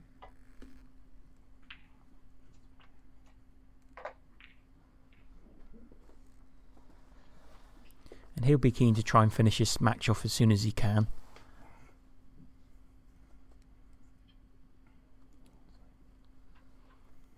He'll certainly be pleased with his performance after losing the opening frame, which he didn't do too much wrong with, to be fair.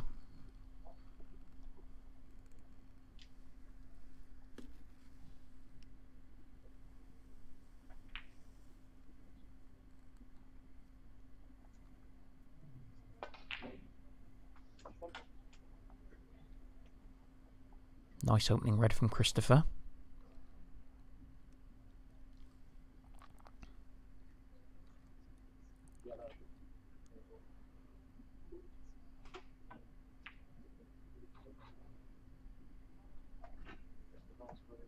Couldn't do too much with the cue ball there, with it being so close to the cushion though. Just elected to play safe.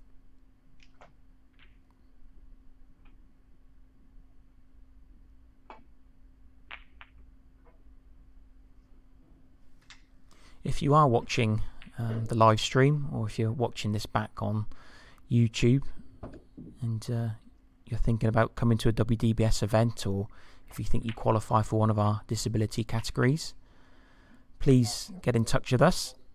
As we say, we're on social media, we're on Facebook and Twitter. We also have a website, which is www.wdbs.info, where you've got all the details about whether you'd qualify for one of our events, and also the calendar. So we have around sort of 8 to 10 events each year. The difference with this event this weekend, it is an invitational competition for players who have either won a title over the last 12 months or qualify through reaching a final or a semi-final.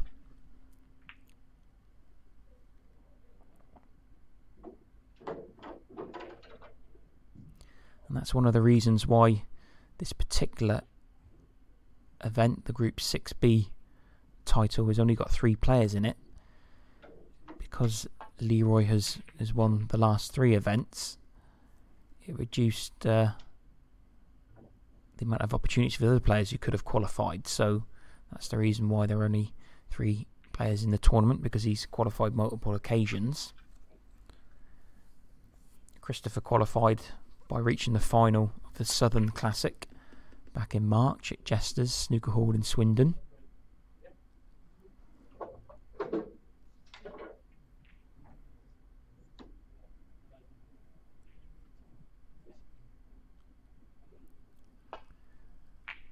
Whilst Peter was a winner at last year's Humber Classic up in Hull, and he has also recently reached final as well in Northampton.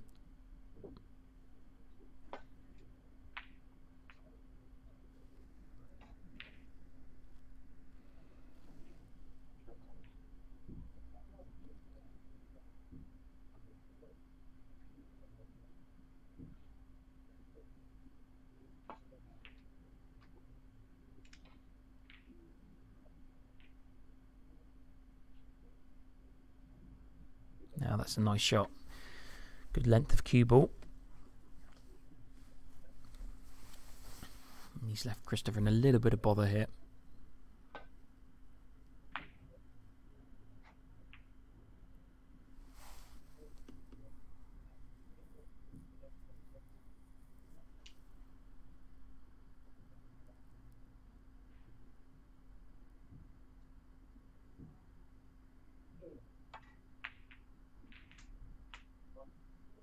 Good pot on the red, but the cannon didn't work out as desired on the black.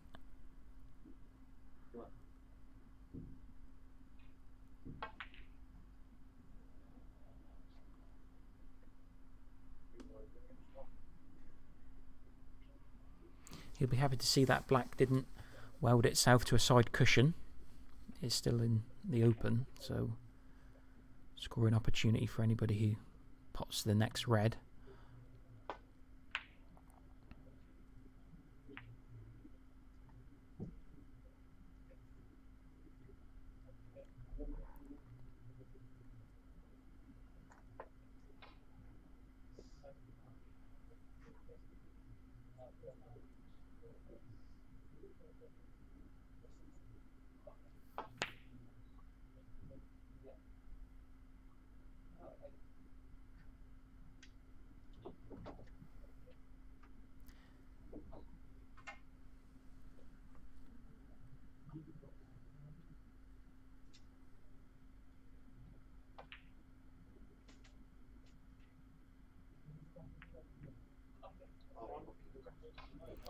Anxious looks there from Christopher to see if he's on this black. It's hard to tell with his initial reaction. No, that answers it. So, having to trickle onto this black here. That's a nice shot. He has left Leroy a pot on this red, but he was in a really sticky situation there.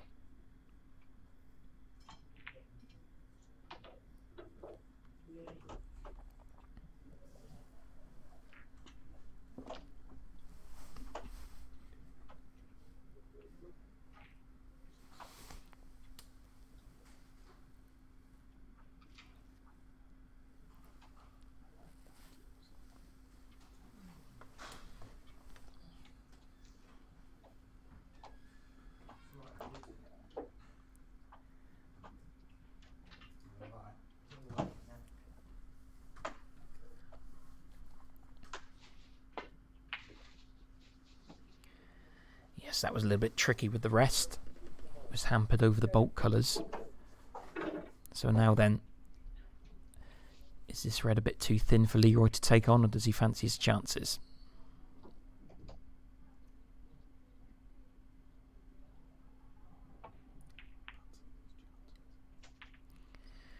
Well, that's a nice pot, but once again the cannon's not worked out as he would have liked. So it looks as if it's going to be just a break of one.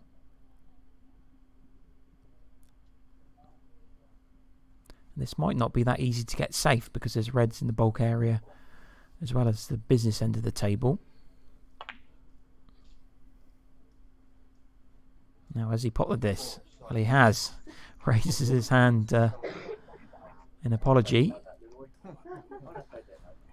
Quite an extraordinary double, really. In fact, he didn't play the safety that well. He's given himself a chance of chopping this red in to the corner pocket. But it's a bit high again.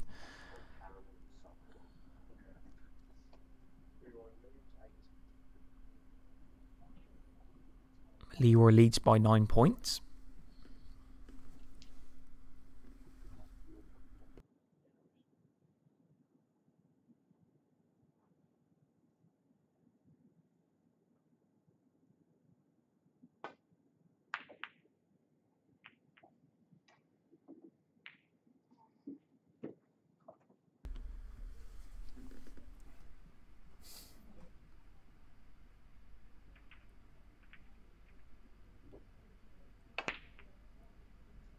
Beautiful shot.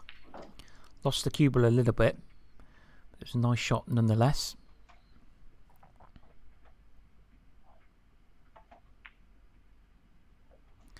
And this time he manages to drift the black ball in.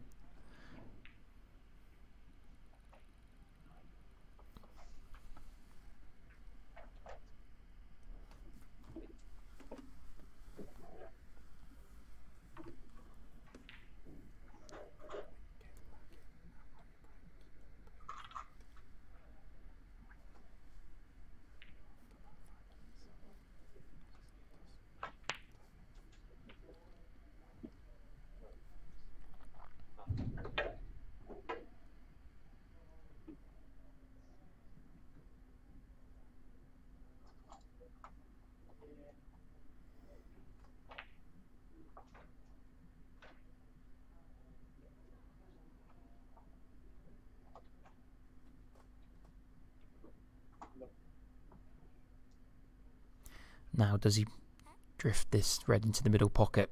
Does he play the snooker? Gone for the pot. And just found the near jaw. So Leroy moves on to 24 points. Leading by 20. But with still 6 reds remaining.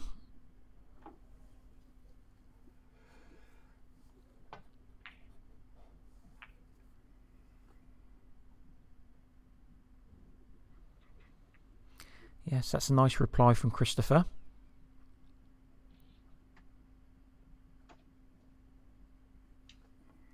Although it looks as if Leroy's going to have a go at this long red. A bit adventurous, didn't need to really push the boat out.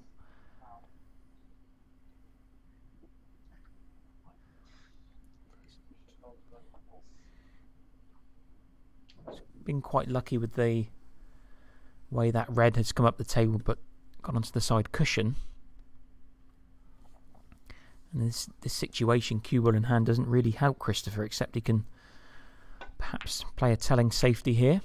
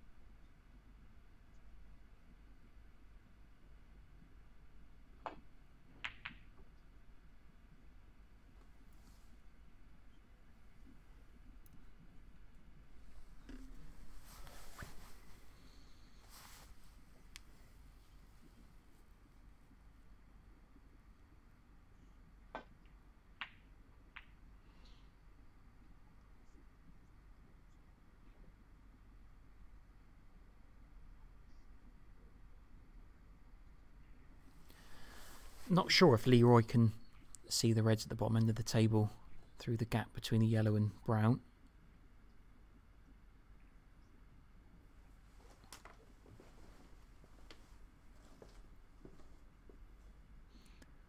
Might have to bend it a little bit.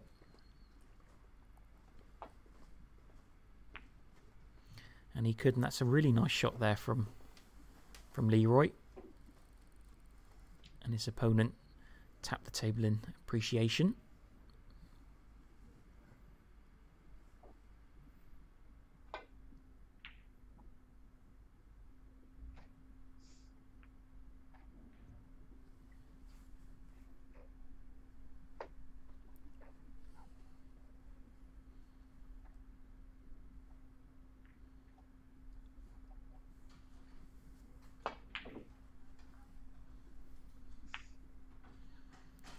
Did seem to hit that quite firm.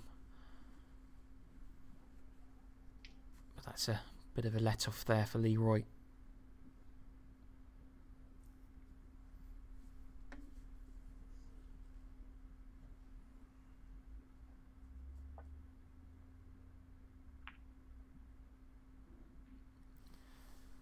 Just a containing shot from Christopher.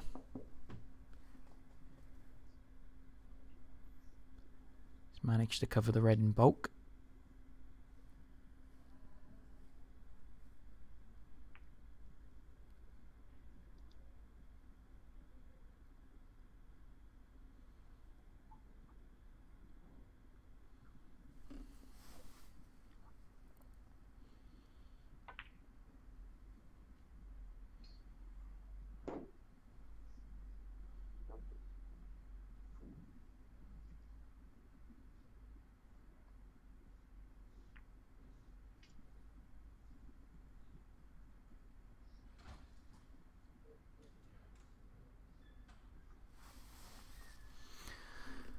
So a little bit of tip-tap while both players try to avoid leaving that red over the baulk pocket on for their opponent.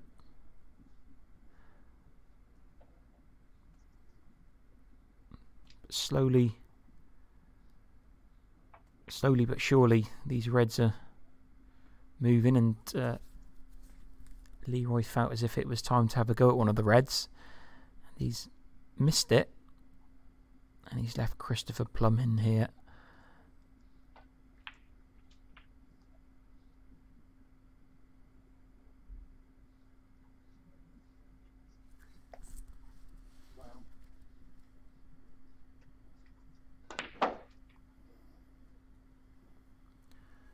Not gone according to plan. A little bit surprised that Christopher didn't take the green. The green looked as if it was an ideal angle, but he was at the table at the time and he felt as if that was the shot to play.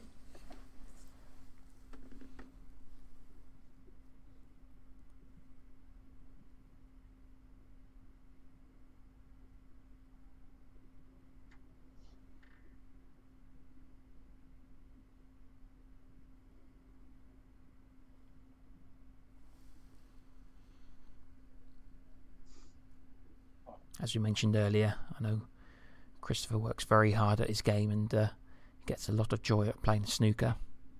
And he had a terrific debut on the WDBS circuit a couple of months ago, getting to the final of the Southern Classic in Swindon. It was a terrific effort, and him and Leroy did enjoy a fantastic final. It was played over 11 frames.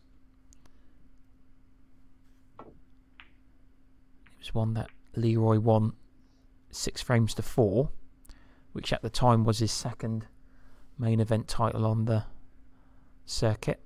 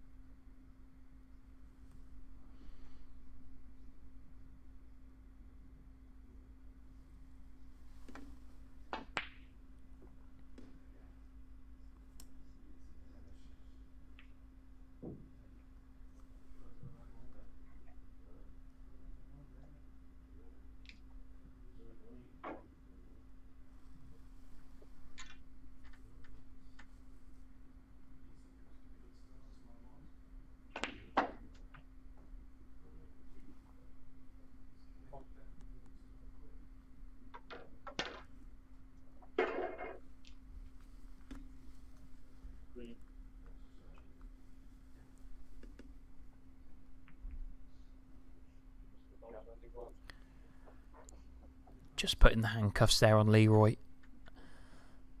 Very difficult to get out of this snooker and leave it safe, I would suggest.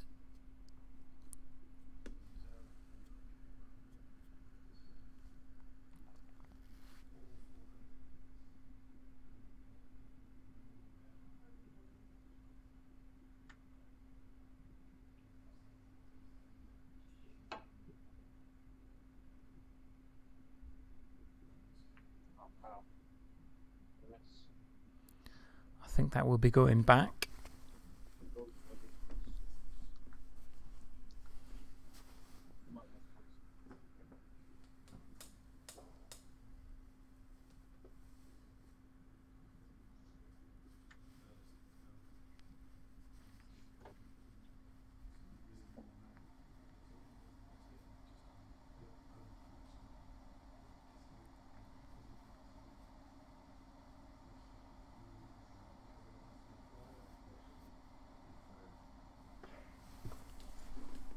See the referee Stephen Hughes there, just replacing the cue ball.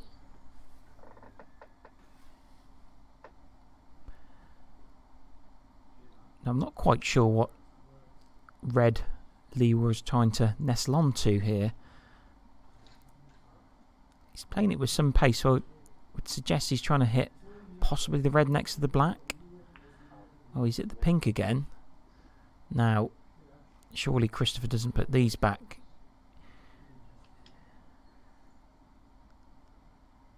Perfect on the red. Black afterwards. And another red in close proximity.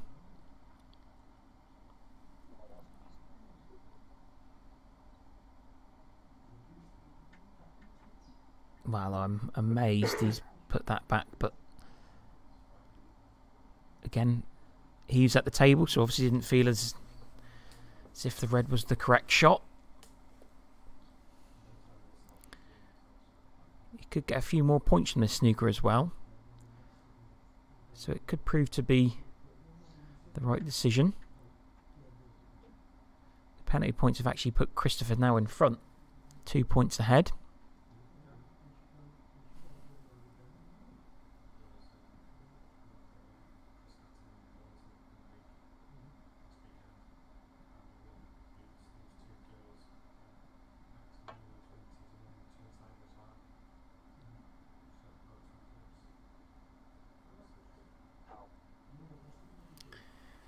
Yeah, I'm still not sure what red Leroy's trying to hit here. I mean, both previous occasions and that visit there, it's heading towards the pink. So that's in between the reds.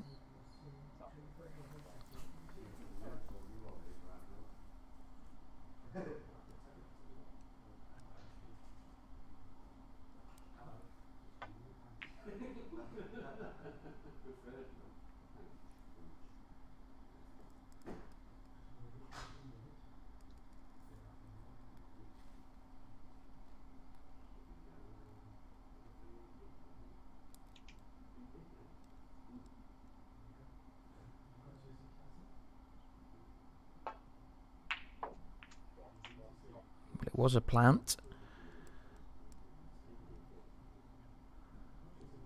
However, he's not on a colour unless he takes this blue on.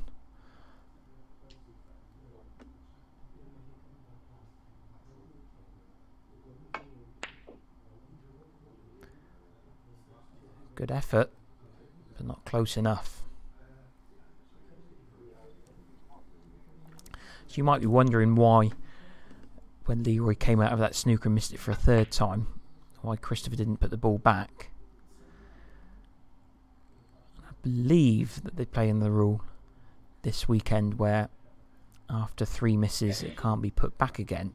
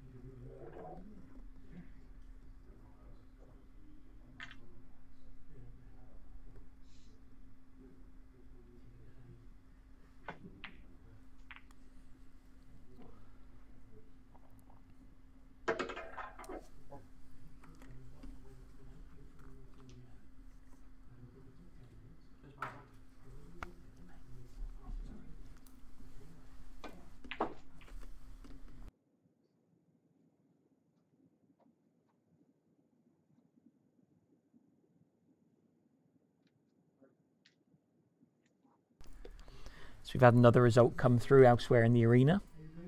It's one of the matches in our Group 7 event for players with visual impairments, and Ronnie Allen of Wales has beaten Mike Gillespie 4-2. So that keeps his hopes alive of qualifying for the final against Nick Neal tomorrow afternoon.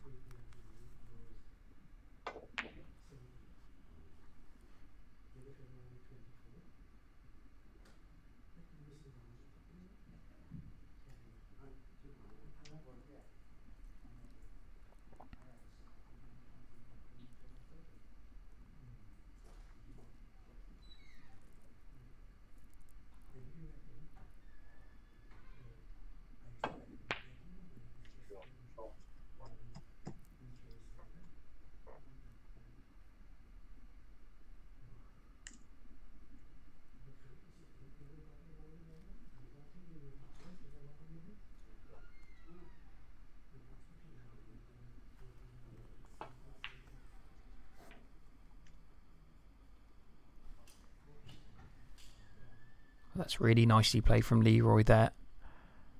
Just held up in time as well for where the brown's going to be respotted.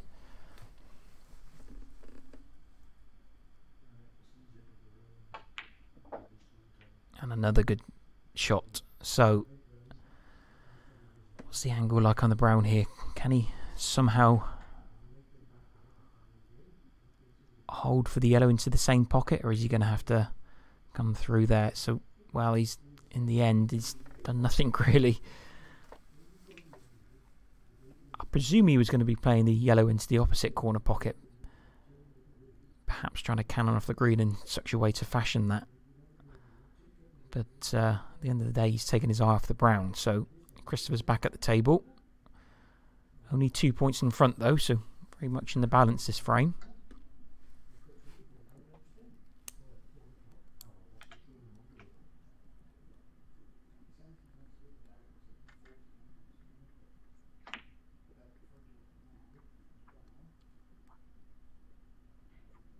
Yes, and that's a nice shot there from Christopher. Well played. Just looking to see if he can come through the gap here between the green and blue. Whether he can bend it slightly. You can see our referee Stephen Hughes is having a good look in case he needs to replace the balls.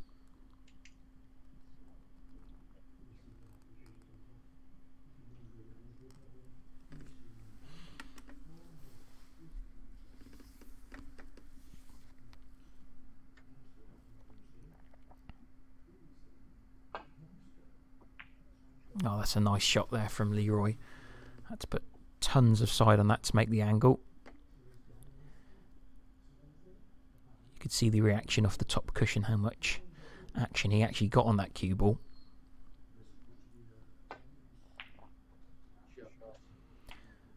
But that's a good reply from Christopher Goldsworthy. Nice pot on the yellow.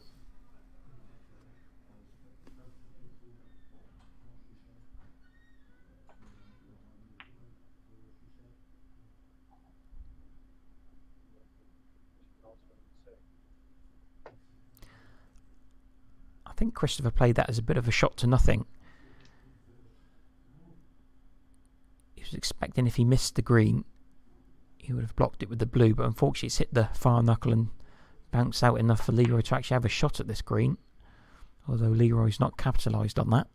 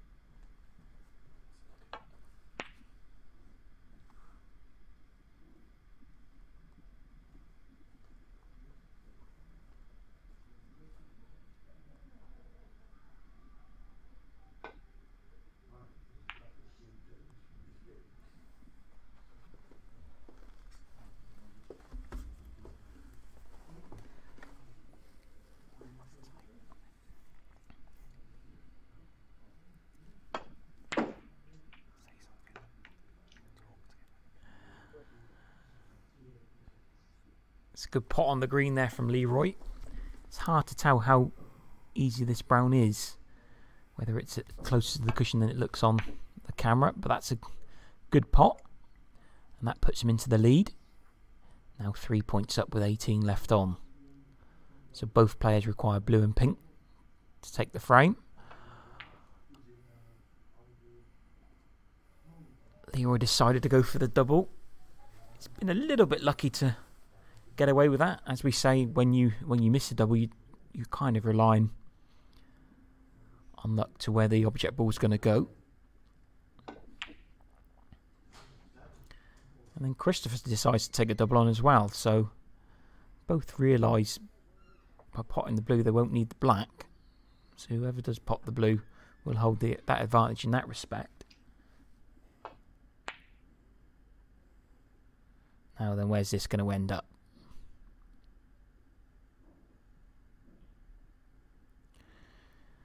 This looks like an opportunity for Christopher. Looks pretty straight on this blue, so if he can pot it and run through, let's get onto the pink. And he has. And I think he's just avoided snookering himself behind the black.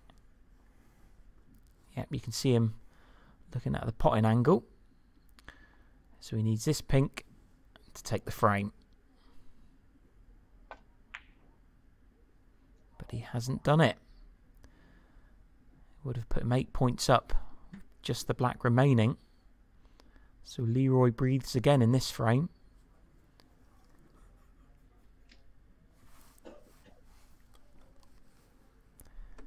This is very tricky though, it's a very thin cut on the pink. Now where's this pink gonna go? It's not bad. Christopher is looking at the angle here, but this is mightily thin. This is not what you want for frame ball.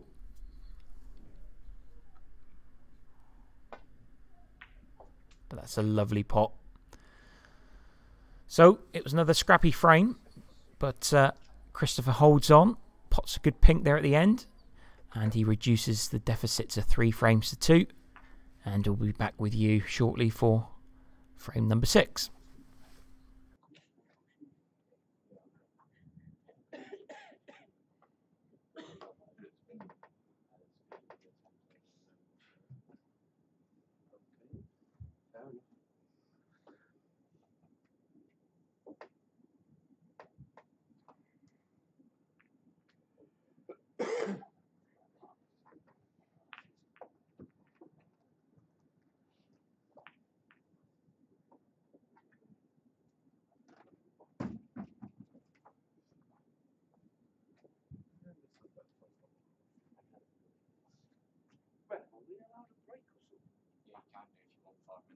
Thank you very much.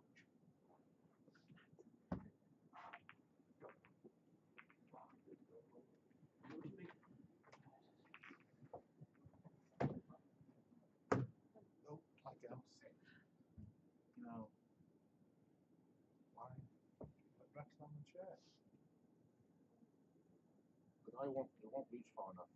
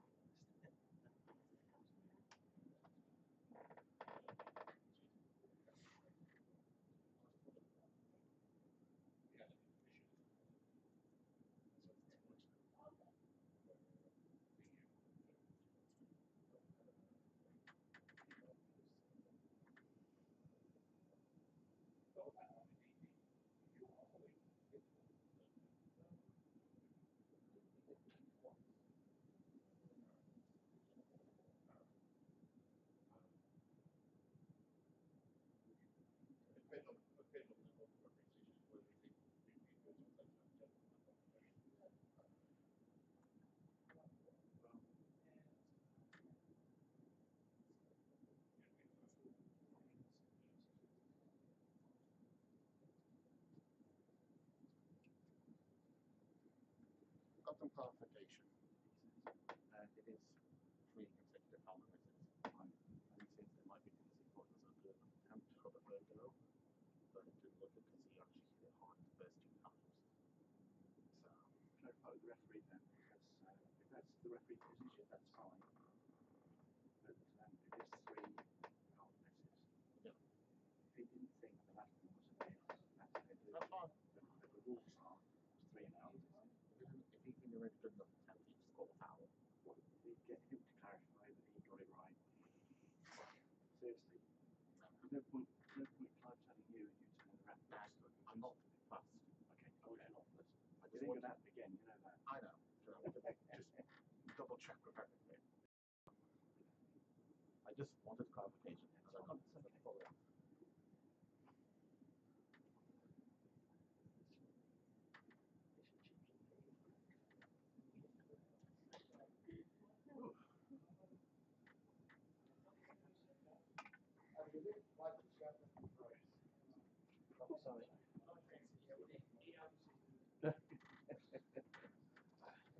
Sorry. Was that a wave to mum, was it? Your break. Yeah.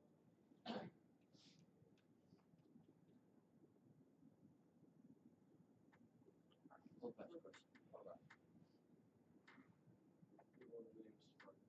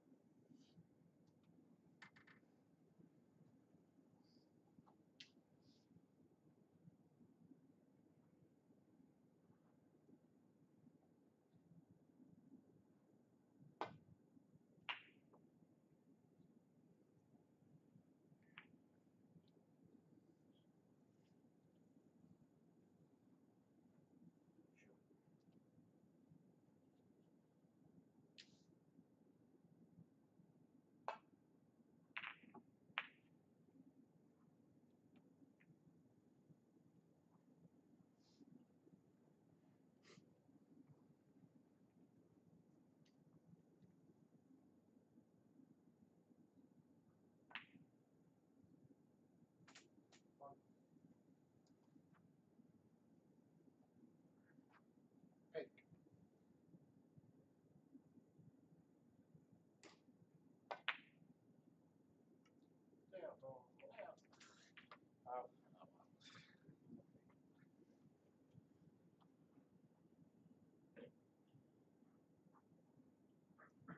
Goldsworthy 1, Leroy 6.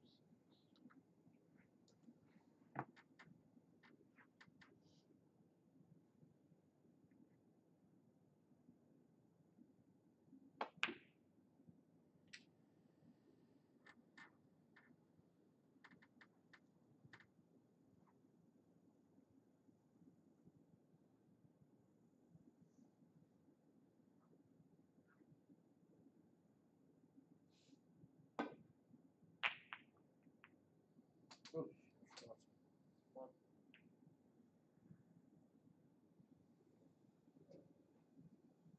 Great.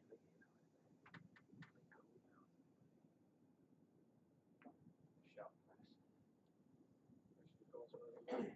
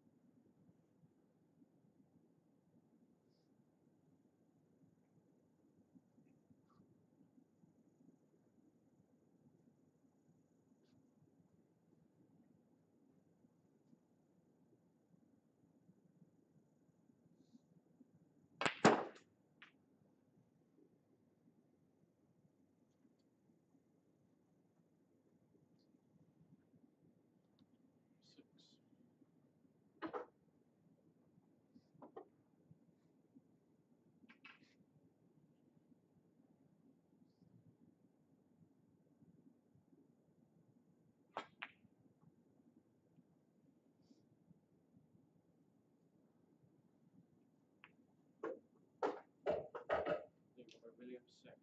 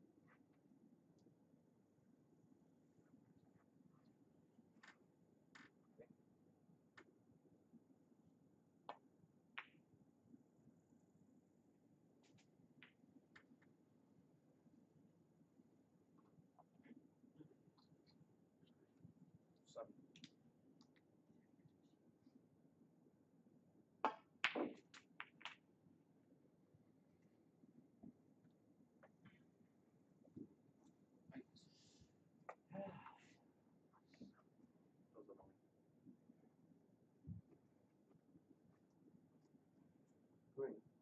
Legal.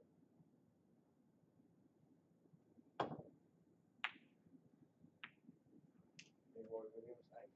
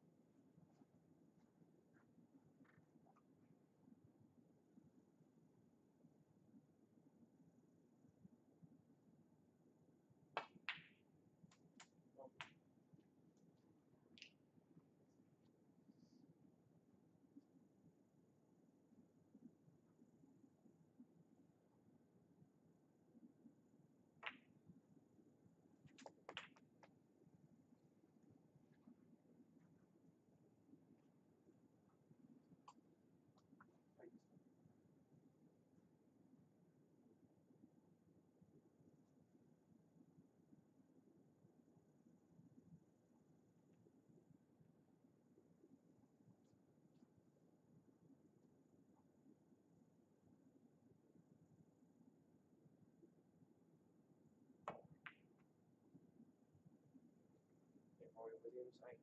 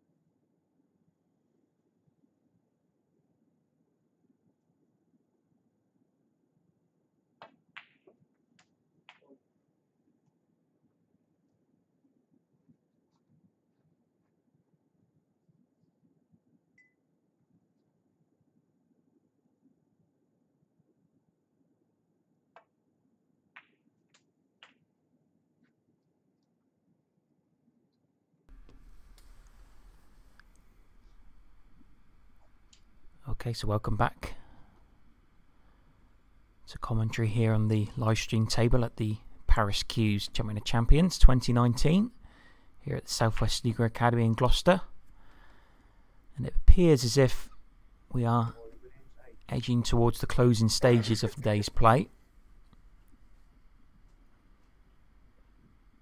We saw Christopher win frame 5 on the pink to keep himself in contention. But Leroy's played a really good frame here. And he's got a nice lead of 35 points with 7 reds remaining. So he is in the driving seat here.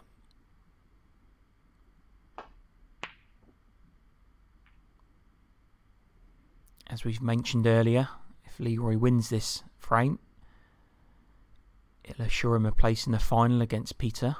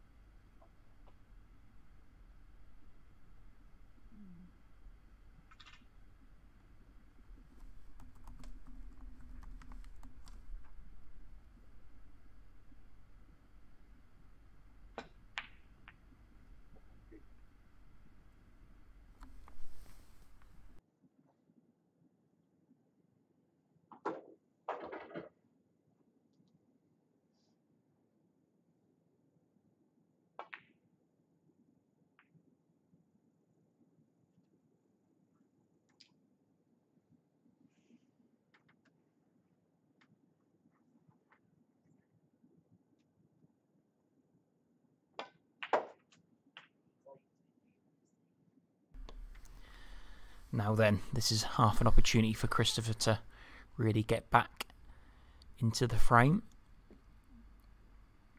But there's pressure in every single pot he plays here. He realises that if he loses his frame, it's the end of his ambitions in this year's championship. He's done very well to get here though. As we mentioned earlier, he's pretty new to the WDBS circuit.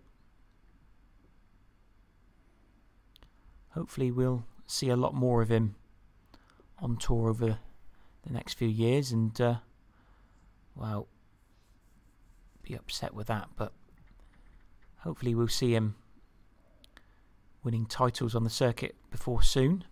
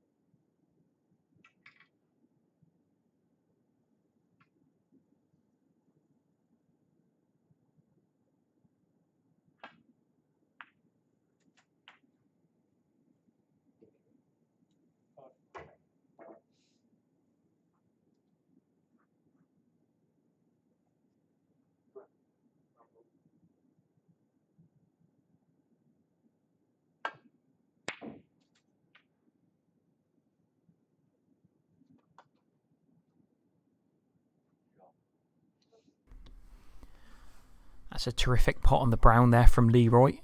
Leaves him 44 up with 51 on the table. So this red, if he potted the red, it would have left Christopher needing snookers.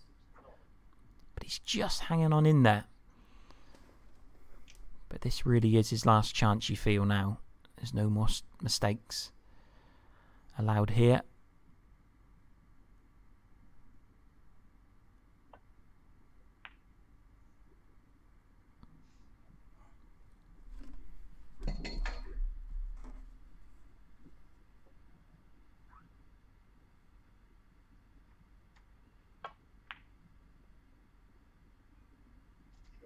And that's an excellent pot from Leroy. And that should seal the match, you'd feel. He is only 45 up with 43 on though, so surely Christopher will carry on for snookers. But Leroy's followed that up with another terrific pot on the brown. So that pushes his opponent further back. And you would think if he can pot this red, it really will be all over.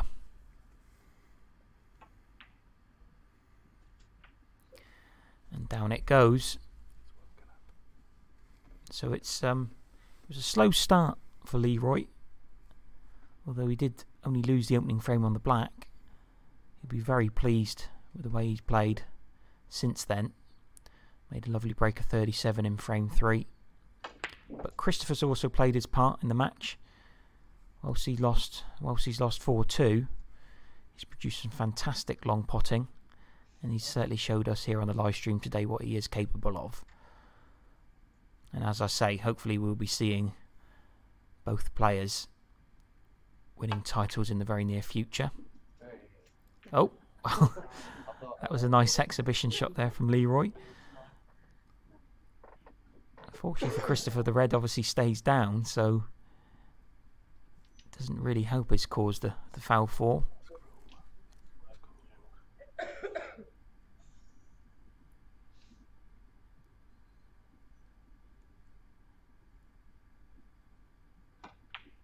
Yes, there is only 27 on the table. He's 49 down, so it really is the tallest of tall orders here for Christopher to find a way back.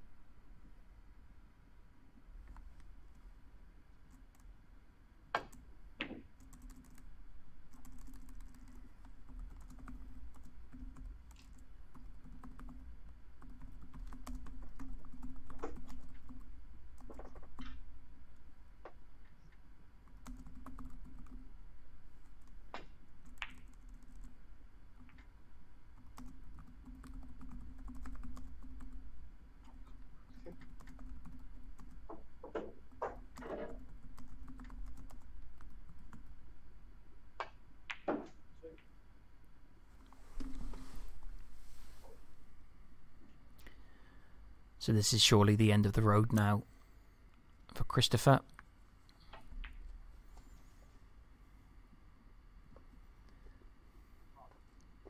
The final of the Group 6B event here at the Champion of Champions is going to be Leroy Williams versus Peter Geronimo. That is going to be tomorrow afternoon at 2 o'clock, although the two are scheduled to play each other in the round robin. As you see, Leroy here finishing with a bang. He'll be very pleased with the result, especially after losing the opening frame. The black for a 27 clearance.